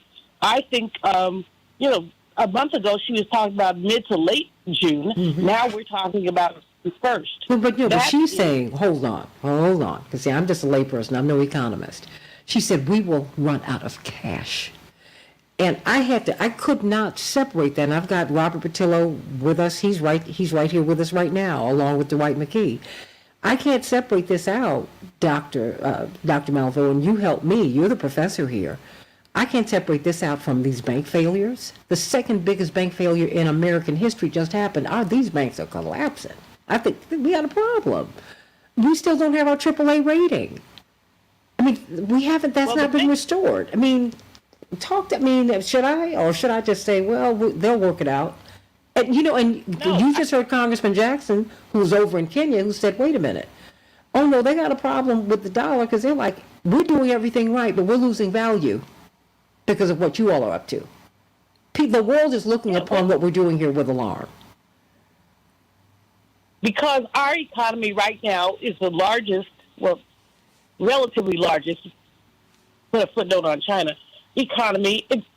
We have basically, the dollar has been indeed the world currency. If the dollar is unstable, the world is unstable. We've talked about de-dollarization, and of course that's happening, but it's happening too slowly to save the world economy. If we go bust tomorrow, it's a world recession. It's not a U.S. recession. Mm-hmm. It's a world recession. And this should be the urgency with which we approach this issue of a debt ceiling. But McCarthy's brinkmanship is not only distasteful, it's wrong and it's ahistorical. Now, we talk about these bank failures. They are extremely significant, also a function at some level of of what basically predatory capitalism pushes people to do. Silicon Valley Bank, really, really bad investments, very little oversight. Signature, pretty much the same thing. And now First Republic, a huge bank. This is a whole different story than Silicon Valley or Signature. A huge bank. It appears to me that they also had some very risky investments. The Fed is supposed to prevent banks from making risky investments, and there are those who ignore. The Fed will only, the FDIC, Federal Deposit Insurance Corporation, will only insure you up to $250,000. So if you choose to put $5 billion in First Republic, you chose conditions that could cause you to lose your money. And I find it, Santita, extraordinarily distasteful that we've allowed black-owned banks to fail because they weren't too big to fail. We've allowed them to fail, but now we're going to bail these other banks out. The hypocrisy with uninsured deposits. What is that? And when you knew they were uninsured. So while we are, while I'm giving Biden a B minus on his handling of the economy, I'm giving him like a D on the way he stepped in for Silicon Valley and Signature. Because basically it sets a precedent. Now, any bank can say, oh, well, the Feds will bail us out. But what about the little people? Who's going to bail us out? Robert Patillo, your thoughts? It is a pleasure to be on with luminaries such as Julianne Malveaux because she lays it out so plainly. Mm-hmm. The difference between this debt ceiling fight and the debt ceiling fights, for example, during the Obama administration, when they had the little debt ceiling clock in the corner on CNN, and it was very much, will the government shut down this, that, and the other, is that now we are dealing with the existential crisis of a global competitor nation in China. It's absolutely irresponsible for Kevin McCarthy and the Republicans to look at China making agreements with Saudi Arabia and India to sell oil transactions in Chinese yuan and say, well, this is a time that we want to have a debt crisis fight and squabble about the debt ceiling. It's irresponsible to look at Brazil deciding to settle all their transactions with China in the Chinese yuan instead of the dollar and say, oh, well, this is a good time to have this petty squabble that we're having right now. Or you see Emmanuel Macron and the head of the EU heading to Beijing. Where you see Argentina announcing that they'll be stepping away from the dollar for some transactions. We see Moody in India stating that they will be working to settle their transactions in their local currencies as opposed to the U.S. Currency at a point in time where economic patriotism should take over. These same people who wear flag pins and talk about how much they love America cannot put their own petty politics aside to simply say for the good of the United States of America, at a point in time when we are supporting a war in Ukraine, when we are dealing with international threats and a unprecedented challenge to the quote-unquote rules-based order, they can't put patriotism first. They can't put nationalism first. They have to put Trumpism first. And the fact is that no one believes Kevin McCarthy even has the power to get this done. As Joe Biden came back and said, I will agree to every single concession that you have put out here in this latest budget bill, I don't even think the Republican House will pass a debt ceiling raise, even if you did that. Because the bill that Kevin McCarthy pushed through only passed by one vote. And it's very likely that someone like a Marjorie Taylor Greene or a Lauren Boebert or who knows who will fall off just out of spite. So President Biden has to find ways to fight around and get through this extreme MAGA wing of the party, because we've already seen their interest is in destroying America. That's what January 6th was about. Their interest is in bringing down the republic so that they can have the rise of the empire. This is part of the fascist revolt that they have been launching nationwide, an anti-governmental and anti-democratic fascist revolt to reinstall President Trump as the American emperor. And their goal in doing this means you have to break down and destroy the American systems as they are to make things so catastrophic that we turn to a strongman.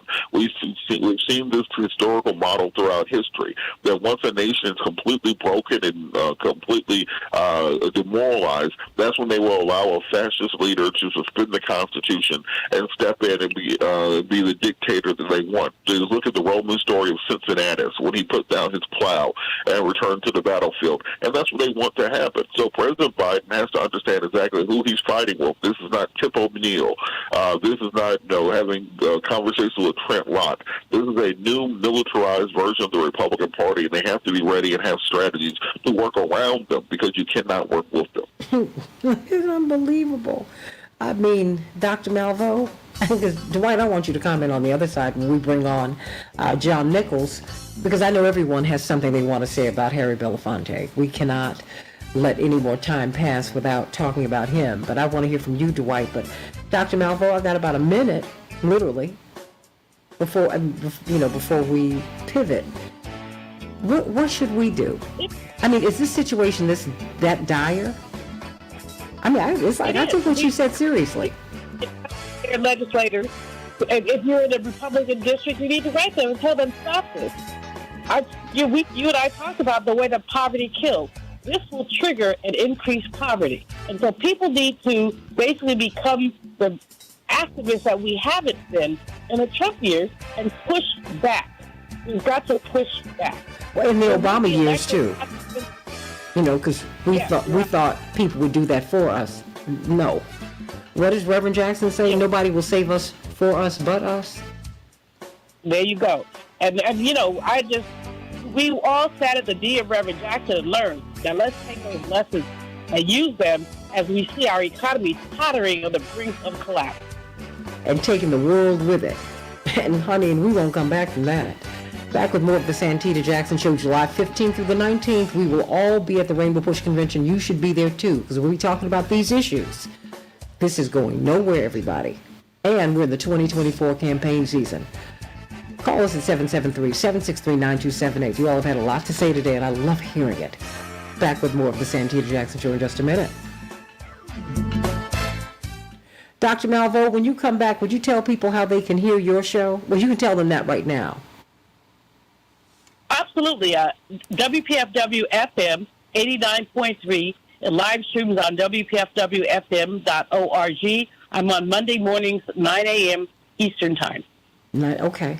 But when you so when you come back on, just say, and you could hear me say more of this, boom, on WPFW.org, 9 a.m. Eastern Standard Time every Monday. Boom, and go right to it, okay? Gotcha. That is not offensive to me. Robert can tell you that he gets some of our listeners. Robert, have you not had some spillover? Is Robert still there? Bless his heart. Well, we have indeed. They're very entertaining, if nothing else. Robert's show is big fun. Pollination is always fun. Well, it's important. Robert, you should nice to have Republican in yours. Now, do you know? You hear me? You know Dwight, right? Dr. Malvo? Mr. Nichols is on, and also Miss Wells is still on. Oh, okay. Okay, Chappelle, I'm going to need you to compress your live read, okay? Chappelle? Got it. Oh, okay. That's Got right. it. Stay up, because I know you want to talk about all this, too, I'm sure. Are we on the air? You're off the air. No, we're on Facebook Live, and we've got John Nichols on.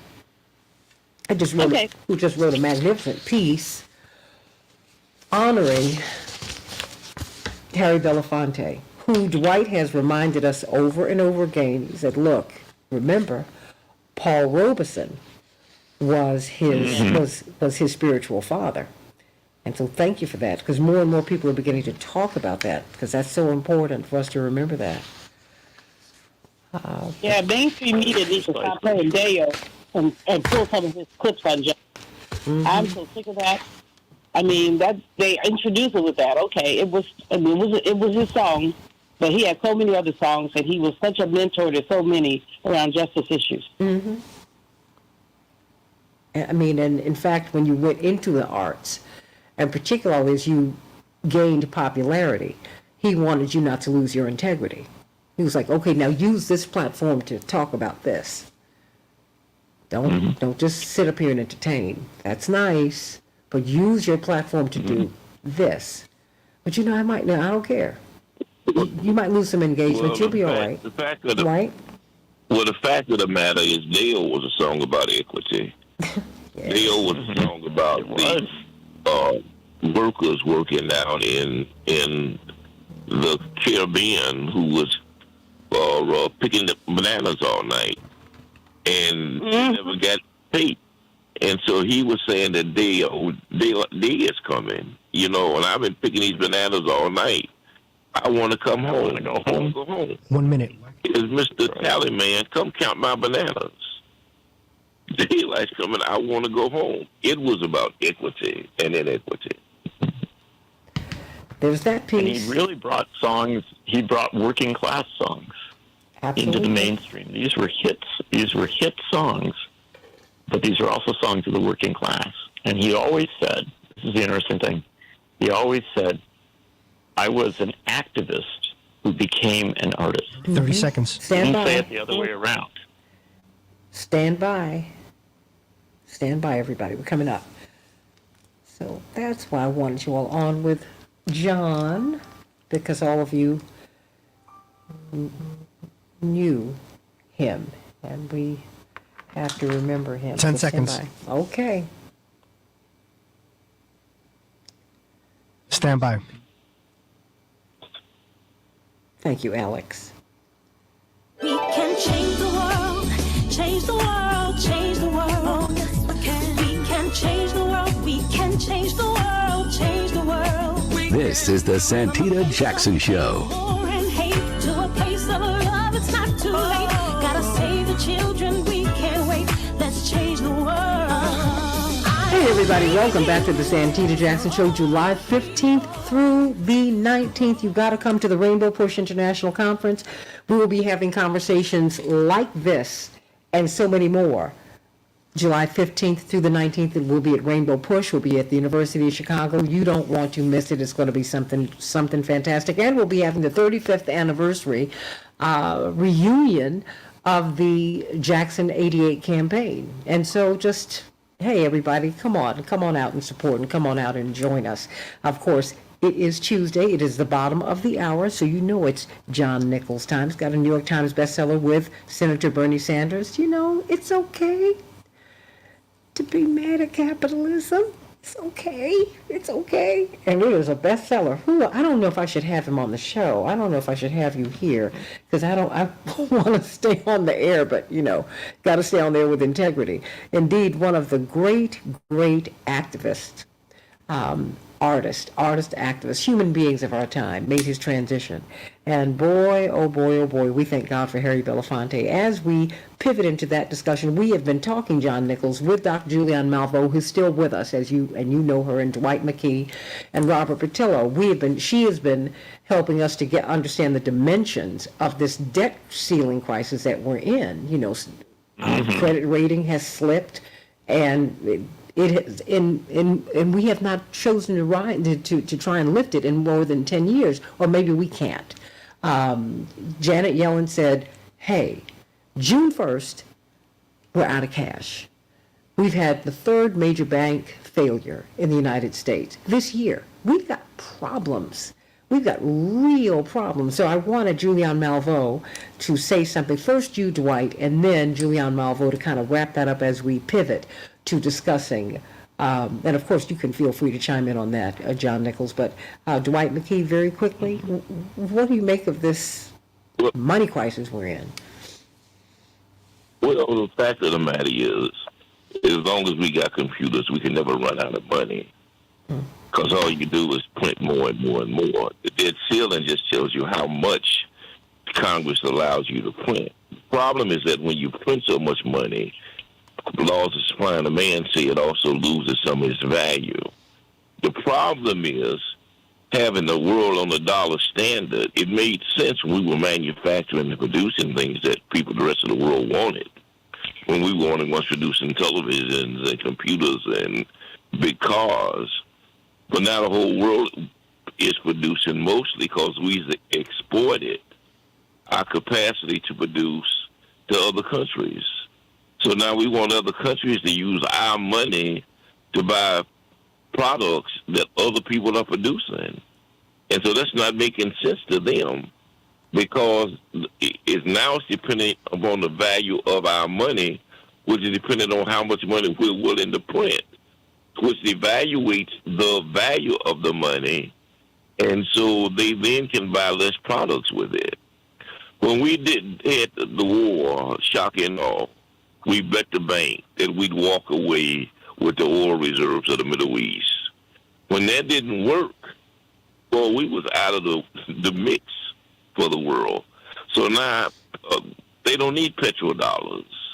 They can buy direct. They don't need the in between. They don't need our money to buy. They can buy direct. And so the fact of the matter is, the party is over. This whole economy has been living off of borrowed money that is evaluated every year, that can buy nothing because we produce nothing, that buys nothing from us, and we couldn't have it both ways. We couldn't export our capacity to manufacture to countries so that the capitalists could get the benefit of the cheap labor base, and at the same time benefit that the only thing they bring to the table are guns and the ability to manufacture money, and then use those guns to demand the world use that money. Doc, this party is over. Dr. Malveaux? I think I could have said it better myself. The party is over. I think I told you the other day, 20 years ago, I wrote a proposal called the End of Imminence, about how U.S. world eminence would decline unless we made some changes. And the publishers are like, no, you're not the one to write this book. So I'm still looking for the notes. But the fact is that I was right. We are seeing U.S. world power decline. Part of our Achilles heel is racism, and people don't want to talk about that. The reason why McCarthy and his cronies want to slash the federal budget is because they do not like who they perceive to be the beneficiaries, black people. The fact is that more white people, Latinos, Asians benefit from Medicaid, food stamps. Just go down the list. Even student loan debt. It helps our young people disproportionately, but it helps all young people who are in crippling debt because they simply want to better themselves. Republicans have called war on their own constituents. The people who voted for them, that's who they're calling war on. And Dwight is right. The party's over because you cannot have a war upon yourself when you're also fighting outside yourself with the rest of the world to maintain eminence, which we've lost. Well, what a way to open up this discussion about Harry Belafonte. Because, I think this is where he's been. He never, I'm always struck by one of his final conversations with Dr. King. It was the tone of it, in which Dr. King mused that, America is a house on fire. He said, I've increasingly come to see that America is a house on fire. And I'm wondering if we're going to stay in the house and get burned up, or if we're going to stand outside and be the firemen and firewomen who put the fire out. The militarism, the racism, all these things, we cannot abide, will never survive. And when I look at a Curtis Mayfield, when I look at a Roberta Flack, when I look at a Marvin Gaye, when I look at people who really put their careers on the line, and Roberta Flack, personal favorite of mine, she never gets the credit for all of the protest music that she that she actually put on these albums. That she put out about 2 or 3 albums before she had a massive worldwide #1 hit. But and this is a man who could have been absolutely a matinee idol, even with the virulent racism, John Nichols. But he said, no, what I'm going to do is tell the story of people who are living up under the boot. I'm going to be with Miriam Makeba. I'm going to hug and kiss Petula Clark. We are going to move forward, and I'm going to stand with Dr. King. And my brother, when you're killed, I'm going to take care of your family. The most hated man in America. I'm going to make sure that they eat, and that your children go to school, and that you're not moved out of your house. That's who he was, and so much more. This is true. And I think it's important. New caller. He did become a matinee idol. And he was but he couldn't help that. Top of the charts. He was also a top of the charts singer. And he was, Broadway plays, the whole bit. His career hit a remarkable peak in the early 1950s. And it was a fascinating moment because it was a time when, for a variety of reasons, some doors were opening, and the choices were made that Harry Belafonte would be the person who would step through those doors. He was so talented. He was so dynamic. And so things were really coming together. And it was right then that the Red Scare was hitting, that they were beginning to investigate people who, a few years earlier in the 1940s, had stood up early against Jim Crow segregation, who had stood up early against imperialism, who had stood up and supported Henry Wallace for president in 1948 because Wallace had said he wanted to end racism in America. He wanted to end sexism. And they took the courageous stance of supporting him. And, of course, Paul Robeson was the leader in this group among black artists. He was the one who stood most consistently with Wallace and with others against racism, against imperialism. But his young friend, Harry Belafonte, was right there with him on the platforms.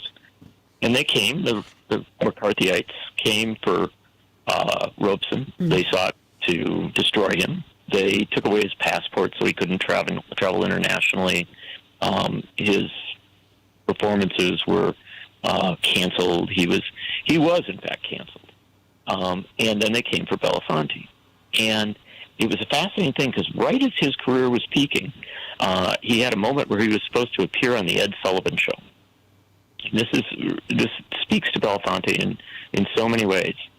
He was set to sing and have a featured performance on what was then the top show in the country. Everybody watched it, the Ed Sullivan Show in the 1950s and even into the 60s when the Beatles appeared on that show. And Sullivan contacted Belafonte and he said, "Look, I've got this paperwork here that says, you're a red, you're a leftist. You were, there with Henry Wallace. You were there, campaigning against segregation in the South and in the North. And there's people saying, you're a bad player and I shouldn't put you on.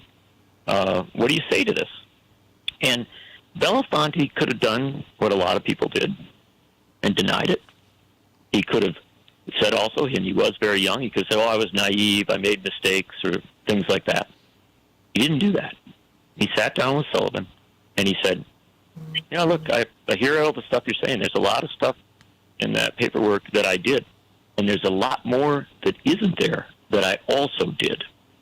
Because I've been very, very active on these issues." And it happened that Belafonte indicated that he wasn't a communist, but that in fact he had certainly rallied with those on the left who had sought to end racism, had sought to end imperialism, sought to create a world with economic and social and racial justice and peace. And he talked about all this.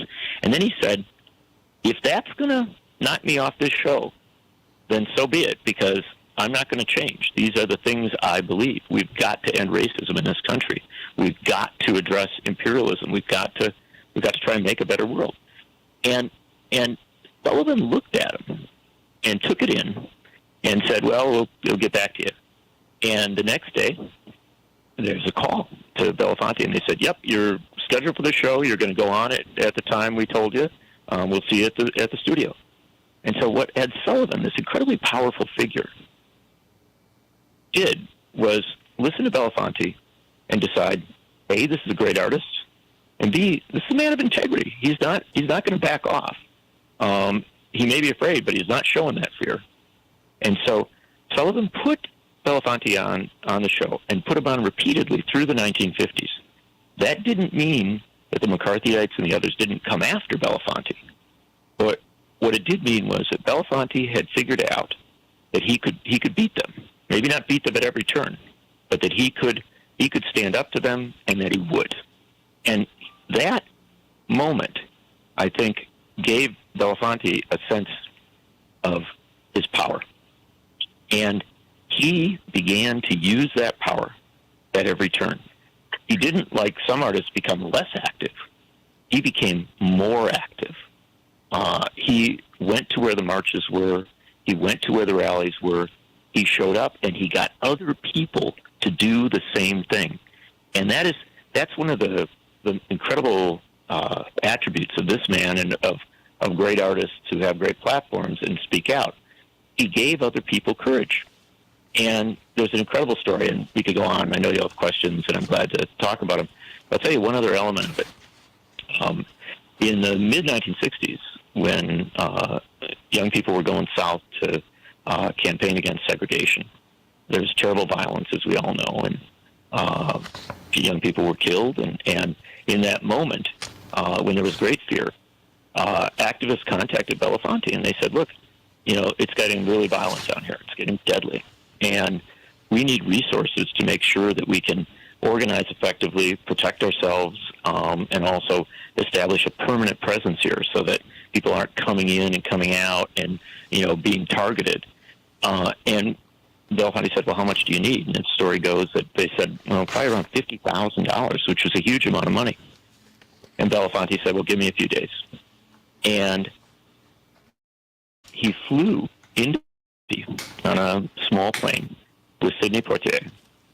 And they were picked up at the airport by a guy who raced out of the airport, and drove, and then driving very slowly on the county, and They said, why don't you keep driving fast?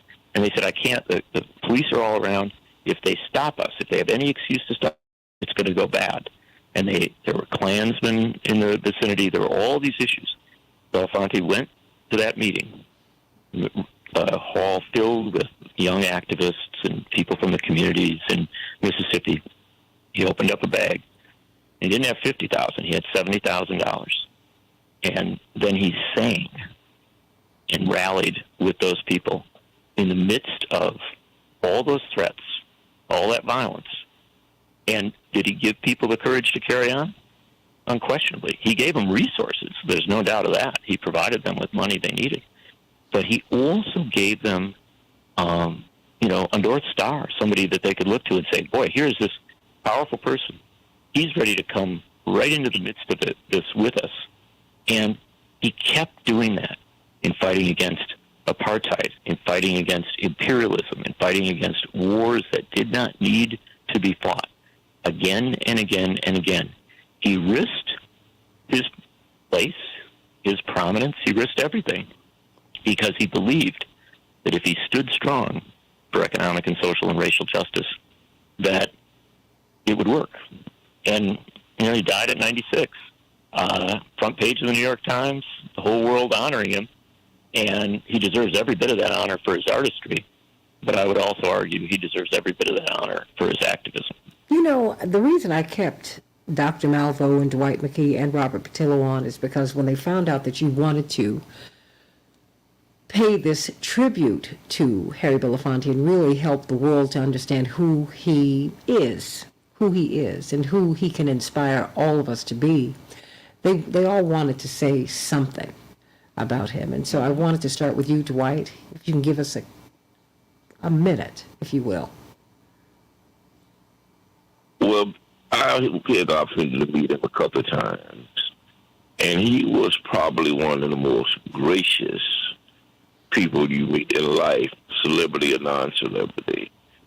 He, in fact, lived the life that he sang about, and his profundity and his commitment and his love for the people was really almost unparalleled.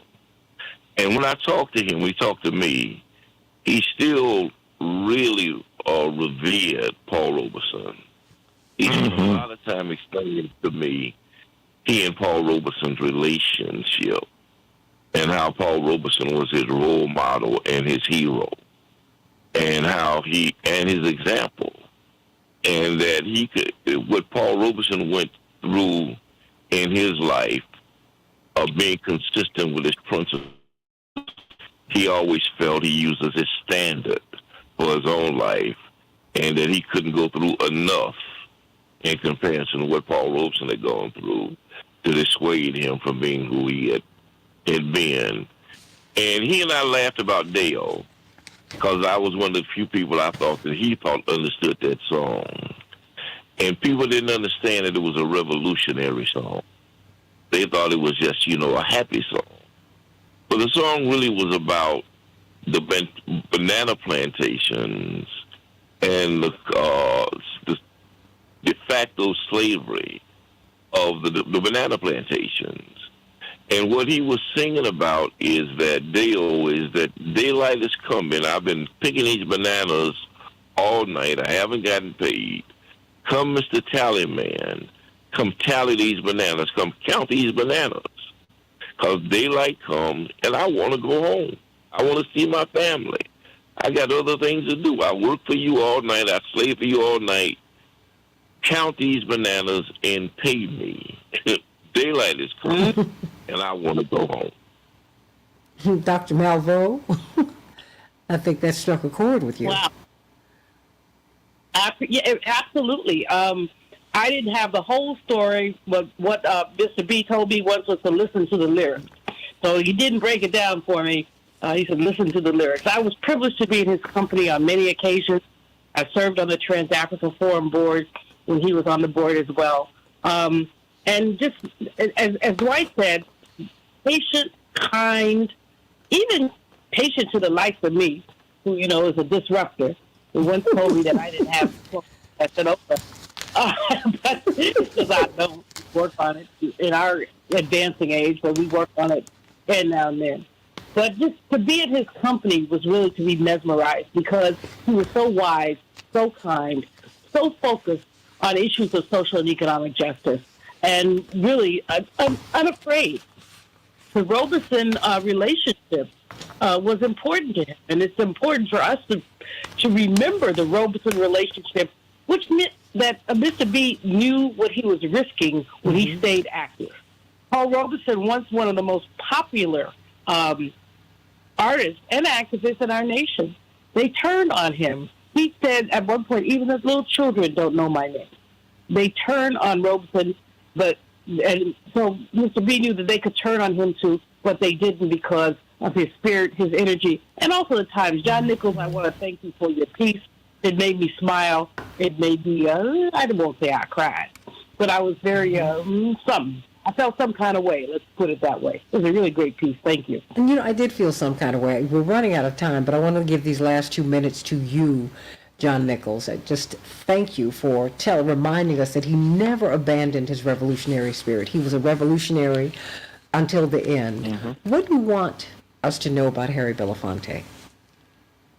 Well, first, I appreciate the kind words. That means a lot to me because that reaction that folks had, a little bit of laughter, a little bit of tears is appropriate. This is a poignant story. And I think the thing I would ask that people do their best to remember, I know the folks that we're talking with today do, but I hope that more people do, that as the years go on, there will be many remembrances of Harry Belafonte. He will not be forgotten. But as Dwight mentioned, he always wanted us to remember Paul Robeson as well. Mm-hmm. And it's notable that as Paul Robeson was written out of our history in so many cases, Belafonte fought against that. He kept holding up Paul Robeson, kept talking about him. Some of his last interviews, late in life, he was talking about Paul Robeson. And he did so for a reason.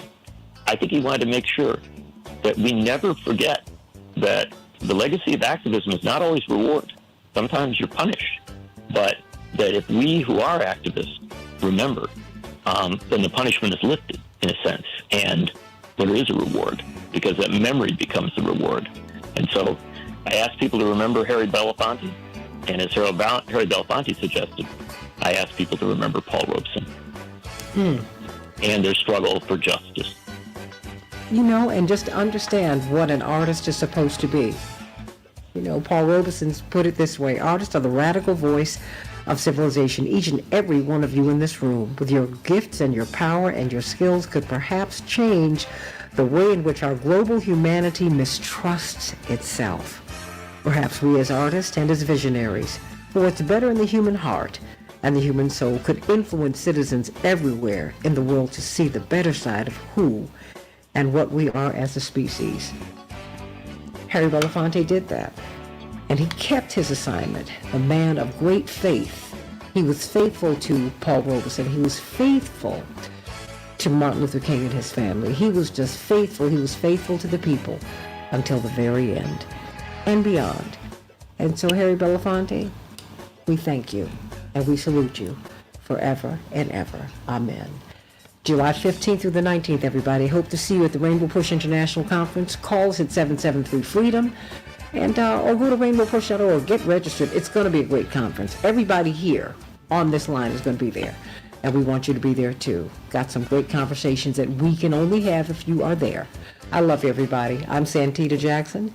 Can't wait to be with you tomorrow, God willing. Have a great day.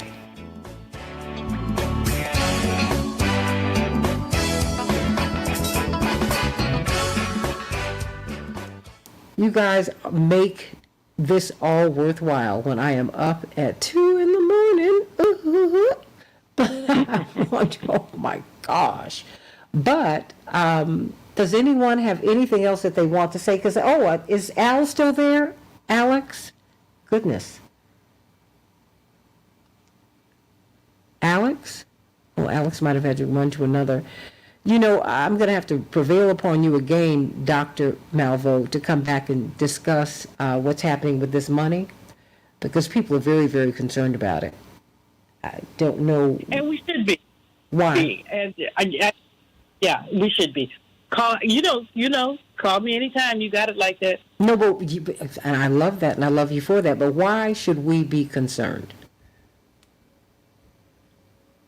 If we default, I don't think we will. I think that they're going to work something out that's not going to look good for the people.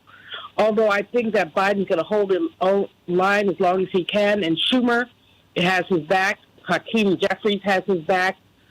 Mitch McConnell may even be somewhat hesitant. Mm-hmm. Remember, McCarthy is not that strong of a leader. It took him 15 votes to get in there, and as Patillo said earlier, Marjorie Taylor Greene, Lauren Burke, there are about 5 of them fools who just are contrary. And so he may not be able to hold them together. But in any case, if they're able to come to something, there will be cuts. They won't be as drastic as the 22% that OMB says they'll have to be. But there will be cuts. And who's going to hit the cuts? Us. I mean, I cringe at the notion that after all the work that was done, student loan forgiveness may be on the chopping block. Mm-hmm. Well, it already is because of the court case, but still, I cringe at that notion. But what we have to know is that if we default, basically we put the world economy at the brink, and we empower China.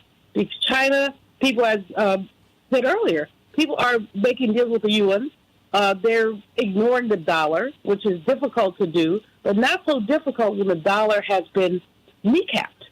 And that's what Mr. Trump did.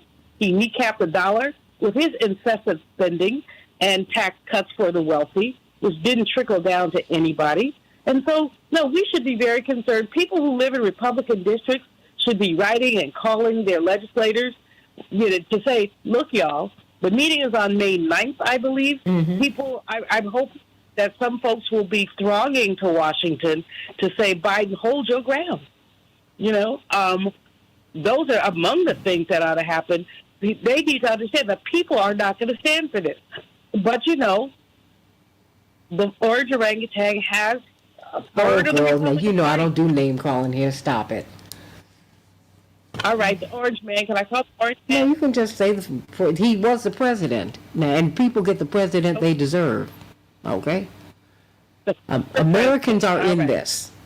And that's where, everybody wants to throw up their hands and act like, I didn't vote for him. I didn't support him. Yes, they did. Yeah. And yes, they do.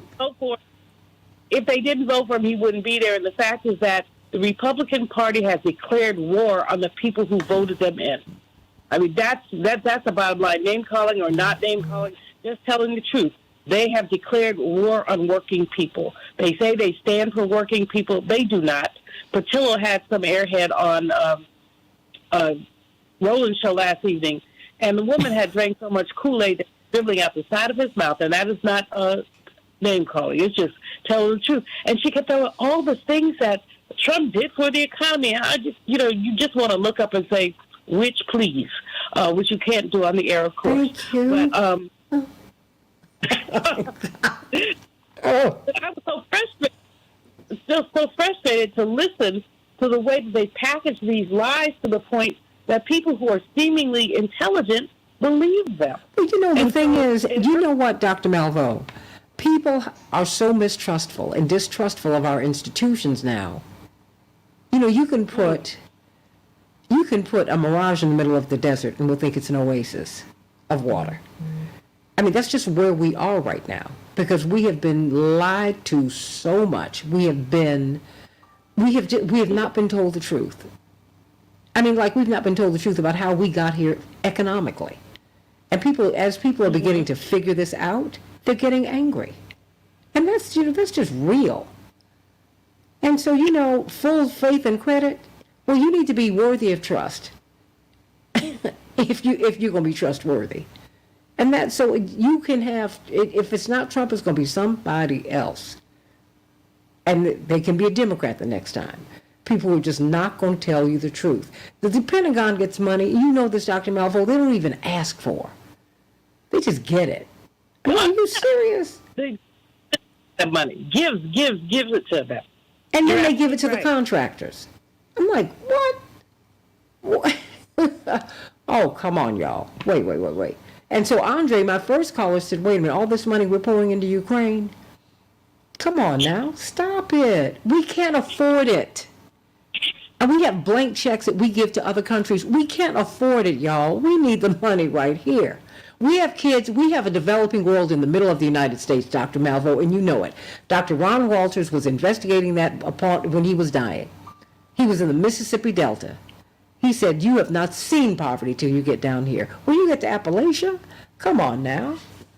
And we're not doing anything about it. Well, Santita. Yeah, Santita. Yes. Hello? Yeah, I'm here. There's two things that stabilize the dollar. Two things that stabilize the dollar. One was Nixon when he took the dollar off of the gold standard. That was the first thing. Because now it was not tied to a asset. So you could print them with unlimited supply and not have to be accountable to how much you printed. That's the first thing that stabilized it.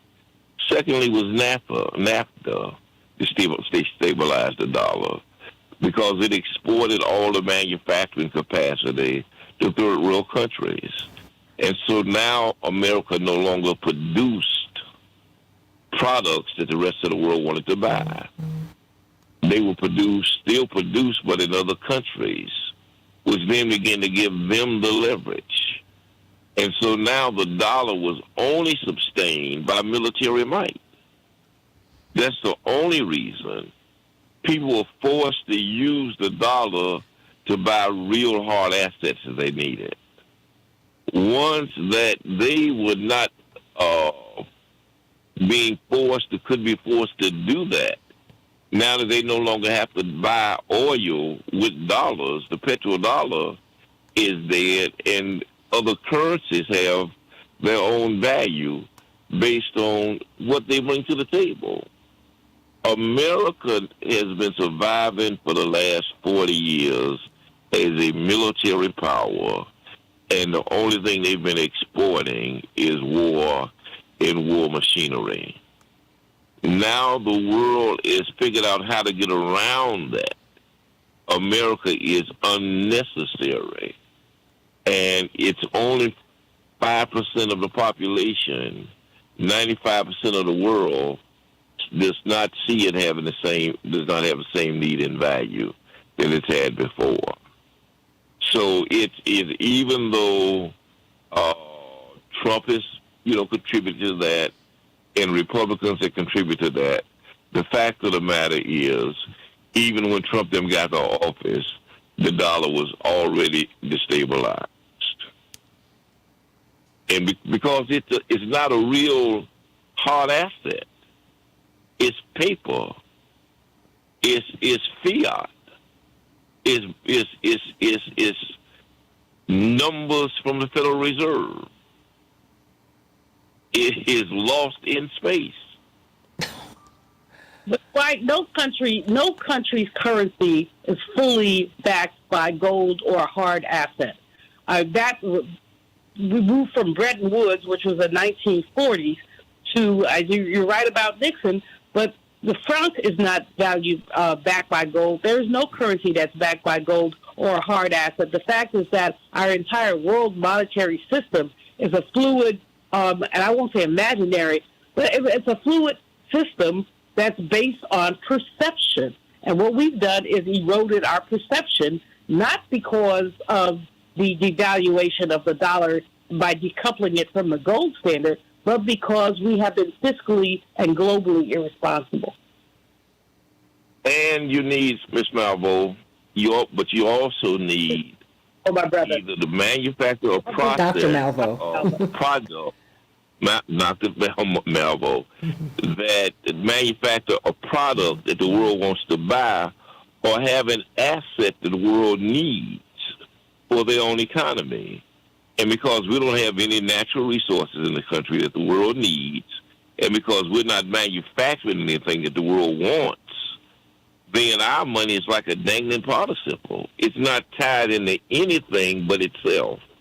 That's what the difference is. The difference is the Middle East may not have a gold standard, but they have oil that the world needs. We don't have that. The fact of the world that Korea is not tied into a gold standard, but they produce chips. We don't manufacture those. That's why I said a combination of Nixon and NAFTA is what took us out the game. Well, our comparative advantage, every country has a comparative advantage.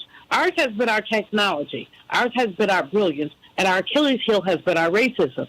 We, quite frankly, could have maintained our eminence given our technological superiority, which we do have, despite the fact that China and Korea and others compete with us on that. But we have refused to allow every brilliant brain to participate in the technology that we produce.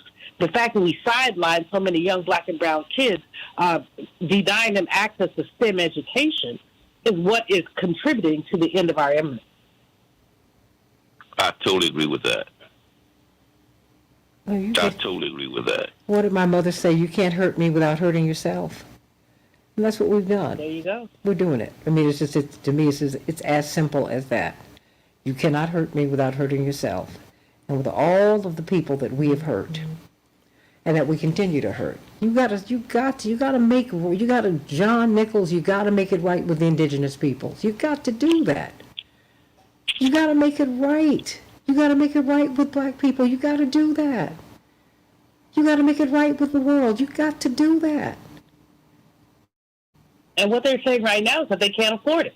Well, all of a sudden, they just spin up all and can't afford to do the right thing by us in terms of reparations.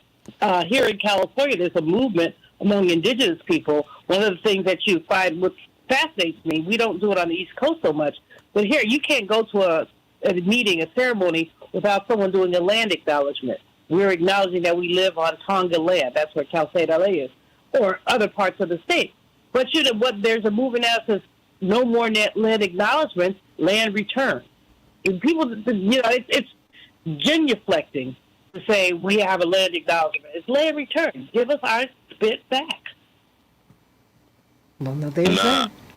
I'm absolutely in sync with that. I really, in a real sense, don't believe in reparations. What I believe is that we should pay white America a management fee of about 10%, and everything goes back to us. Reparations assume that they had the right to what they took and owed us our percentage of what they took.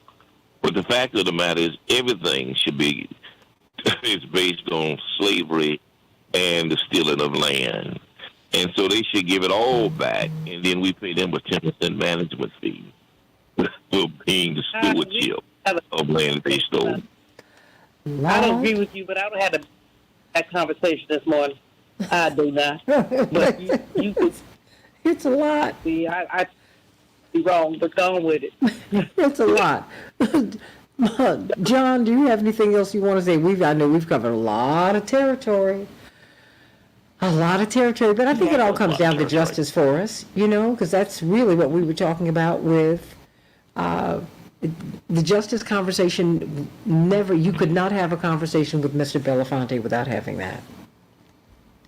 That's right. And I think that we can bring all these things together. And before I go, I guess before all of us go, because it's a morning where I suppose many of us have things to do, places to be. But before a little of it, that is the reality of a capitalist system. And frankly, frankly, a non-capitalist system too.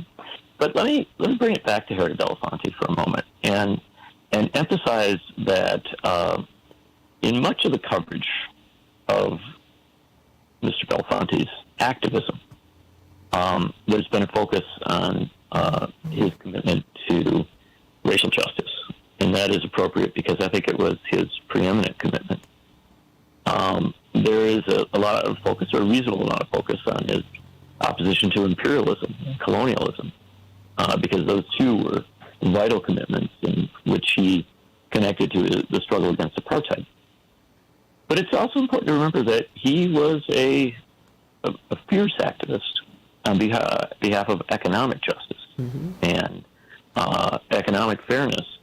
And he connected all these things up, much as our great conversants are today. He recognized that the legacy of racism, imperialism, colonialism, fierce exploitation was wrapped up in our economics. And so it was that often when the smallest union was on strike, he was there for them. When workers were organizing in distant places, he was there for them. I don't think there will ever be a full accounting of all the money he gave out of his own pocket to people who were struggling and organizing and trying to get by. And sometimes he would give it, directly, just here's some money that you need to put food on the table. But more often than not, he gave it to organizers and he gave it to activists because he believed that there were systemic flaws, systemic economic flaws, systemic flaws of injustice and racism and imperialism and colonialism and beyond. And he believed that you had to address those systemic failures, or maybe not even failures, maybe those systemic intents. You had to address it. And so he put himself and his resources on the side of those who sought to upend racism, to upend imperialism, colonialism, and economic injustice. And I think that's the takeaway I would offer you, that part of Harry Belafonte's genius was that his was a systemic response. And he asked us to look at systems, and he asked us to challenge them, to not accept that this is the way it's going to be and that this is the way it will continue to be. And when we talk about economics, it is very, very important to remember that a huge part of his message was we cannot accept an economic system so wrapped up in slavery, in segregation, in imperialism, in colonialism, so wrapped up in, generational injustice. We cannot accept that system and say, well, this is just the way it is. We have to change it, and we have to address it. And I would just leave you with the notion that I think Dwight is exactly right when he talks about the song Deo, and when he talks about other songs that Harry Belafonte sang. If you listen to the lyrics, he truly was an activist who became an artist. He chose songs of the working class that challenged the interests of the ruling class. And he sought to, through his art and through his activism, to empower workers of all races and all backgrounds to rise up and demand a better deal. And if we want to honor him, I think that we ought to all continue to do the same. Amen to that. And that's where, we have to remember a Reverend Leon Sullivan who talked about civil rights, who said, okay, we are winning our civil rights, but now we need silver rights. And Dr. King said, we've broken through at Woolworth, and we're sitting at the counter, but if you don't have the economic might to order some coffee, I think we're missing something here, right? And remember A. Philip Randolph in all this as well. Randolph, close to Belafonte, close to King, who, when they finished the March on Washington for jobs and freedom in 1963, turned around and began to pour enormous energy into writing the freedom budget for all Americans. It was a radical restructuring of the budget processes of this country that began to budget for the great mass of people, for the many, not the few. And this understanding of budgets as moral documents, right, where we express what we believe, we express what we value. Randolph really taught this and pushed this notion. And Dr. King and Harry Belafonte were right there at his side the whole way through, as some of the people on this call were. And they understood that it was a system, right, John, that needed to be reformed. It had to be recast. Absolutely. And And we, sometimes I think today we forget that. And that's one of the reasons why Senator Sanders and I wrote a book that argued that we could talk about capitalism. We may not replace it, but we could talk about how to make it more fair and more just. We can understand it as a system. And if it is a system, if it is a system that exploits, that harms, we ought to address that exploitation. We ought to address that harm. And again, keep it on the theme of our conversation today. As Dr. Malveaux says, and I think she's very right, the big danger right now as we talk about the debt ceiling is that in the compromises and in the calculations that are extended to try and resolve this conflict, those with the least will very possibly be harmed the most. And it is our duty to make sure that compromises do not fall hardest on those who have the least ability and to make a demand, who are the least listened to, who are often the most neglected. This is what Harry Belafonte and Dr. King and A. Philip Randolph and others taught us, that we may continue to have this system, but we have to intervene to make sure that it doesn't harm us at a level that is so brutal, so cruel, that we are locked into a lesser life. And this is a big deal. This is a fundamental issue, and it never goes away. It's not something, you're not done with your activism. Harry Belafonte lived to be 96. If he had lived to 100, he would have still been pushing, right? And the same is true, I think, for all of us. I hope we all live to be 96. I hope we all live to be 100. And I hope that we all recognize that we'll still be fighting these fights. The point is not to imagine that there will be some easy victory. The point is vigilance. And the point is, a belief in that promise that the long arc of history, long arc of human progress, may ultimately bend toward justice. But to make it bend, we're probably going to have to put some pressure on. And Harry Belafonte probably did as good a job, maybe a better job than anyone, putting that pressure on. And so we remember him today with some reverence, and as our good doctor said, with some tears and also some laughter and some joy. Oh, look, he's done his work. Now we have to do ours. This is not a sad moment. This is someone who lived his life and lived every single day with relish and with purpose. Yeah. This is not a sad moment. This is a triumph.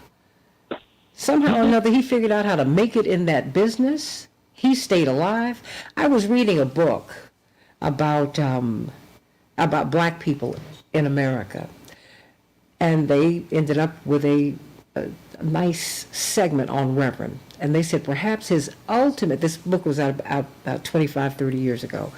They said perhaps his ultimate triumph and accomplishment is survival. Reverend Dr. Otis Moss Jr. said, your father's genius, part of his genius is for survival. When you can survive this system, particularly as a black man with principle, that's an accomplishment. And that's why, I have to single out, I have to pull out Harry Belafonte, but I also have to look at Sidney Poitier. I have to look at Bill Cosby. If you look at their bodies of work, they lifted us up, and they used their money. I cannot tell you, no one can never even calculate all the people that Bill and Camille Cosby helped, sent to school. That's just what they did and still do. And if God lifts you up, you're supposed to lift up somebody else. And these people live and abide by that. And we thank God for them. We're all richer for having had them in our lives. So God bless you, John. God bless you, Dr. Malveaux. Dr. Malveaux, do you have anything else that you want to state that will not get me thrown off the air? Wait a minute. Let me put that caveat. I love my sister. I'm just going to say something that's going to make me go, why don't I have the mute button? Let's celebrate Mr. B, celebrate all of him, and let's be vigilant. Let's really be vigilant about the work we have to do. We can't rest. we can stop. We can enjoy, and we must. Here's what I will say, Santita, because it's important. The joy. We cannot allow this evil to steal our joy. People had joy in enslavement. They jumped a broom. They loved up on each other. They smiled. They sang. And I see so many of us who are activists really tired and dispirited. That allows the devil to win. We cannot allow them to steal our joy. Even as we work hard, we got to play hard. And, you know, I spent the weekend at a jazz festival at, not the whole weekend, just Saturday, at Cal State Dominguez Hills, where the president puts out an amazing jazz concert. And, I mean, we got up when the Family Stone was there. We got up, our old behinds got up and danced like it was 1999.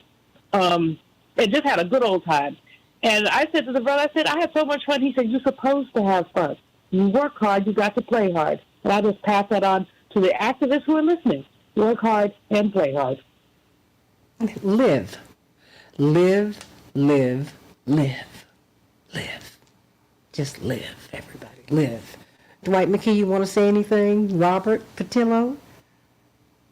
Yeah, all I can say is that to hear Belafonte, who lived such a glorious life, that God finally tallied his bananas and took him on home. Robert, you still there or have you left us, sweetie? And Kevin, I wish, I'm not ignoring your comments. I can't address them all.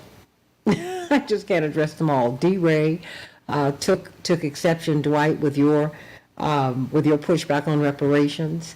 Kevin Triplett saw the strengths and weaknesses in your and Dr. Malveau's economic arguments.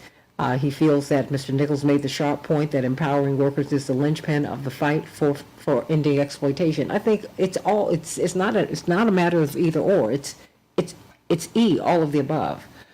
And that's why I encourage you all to call in.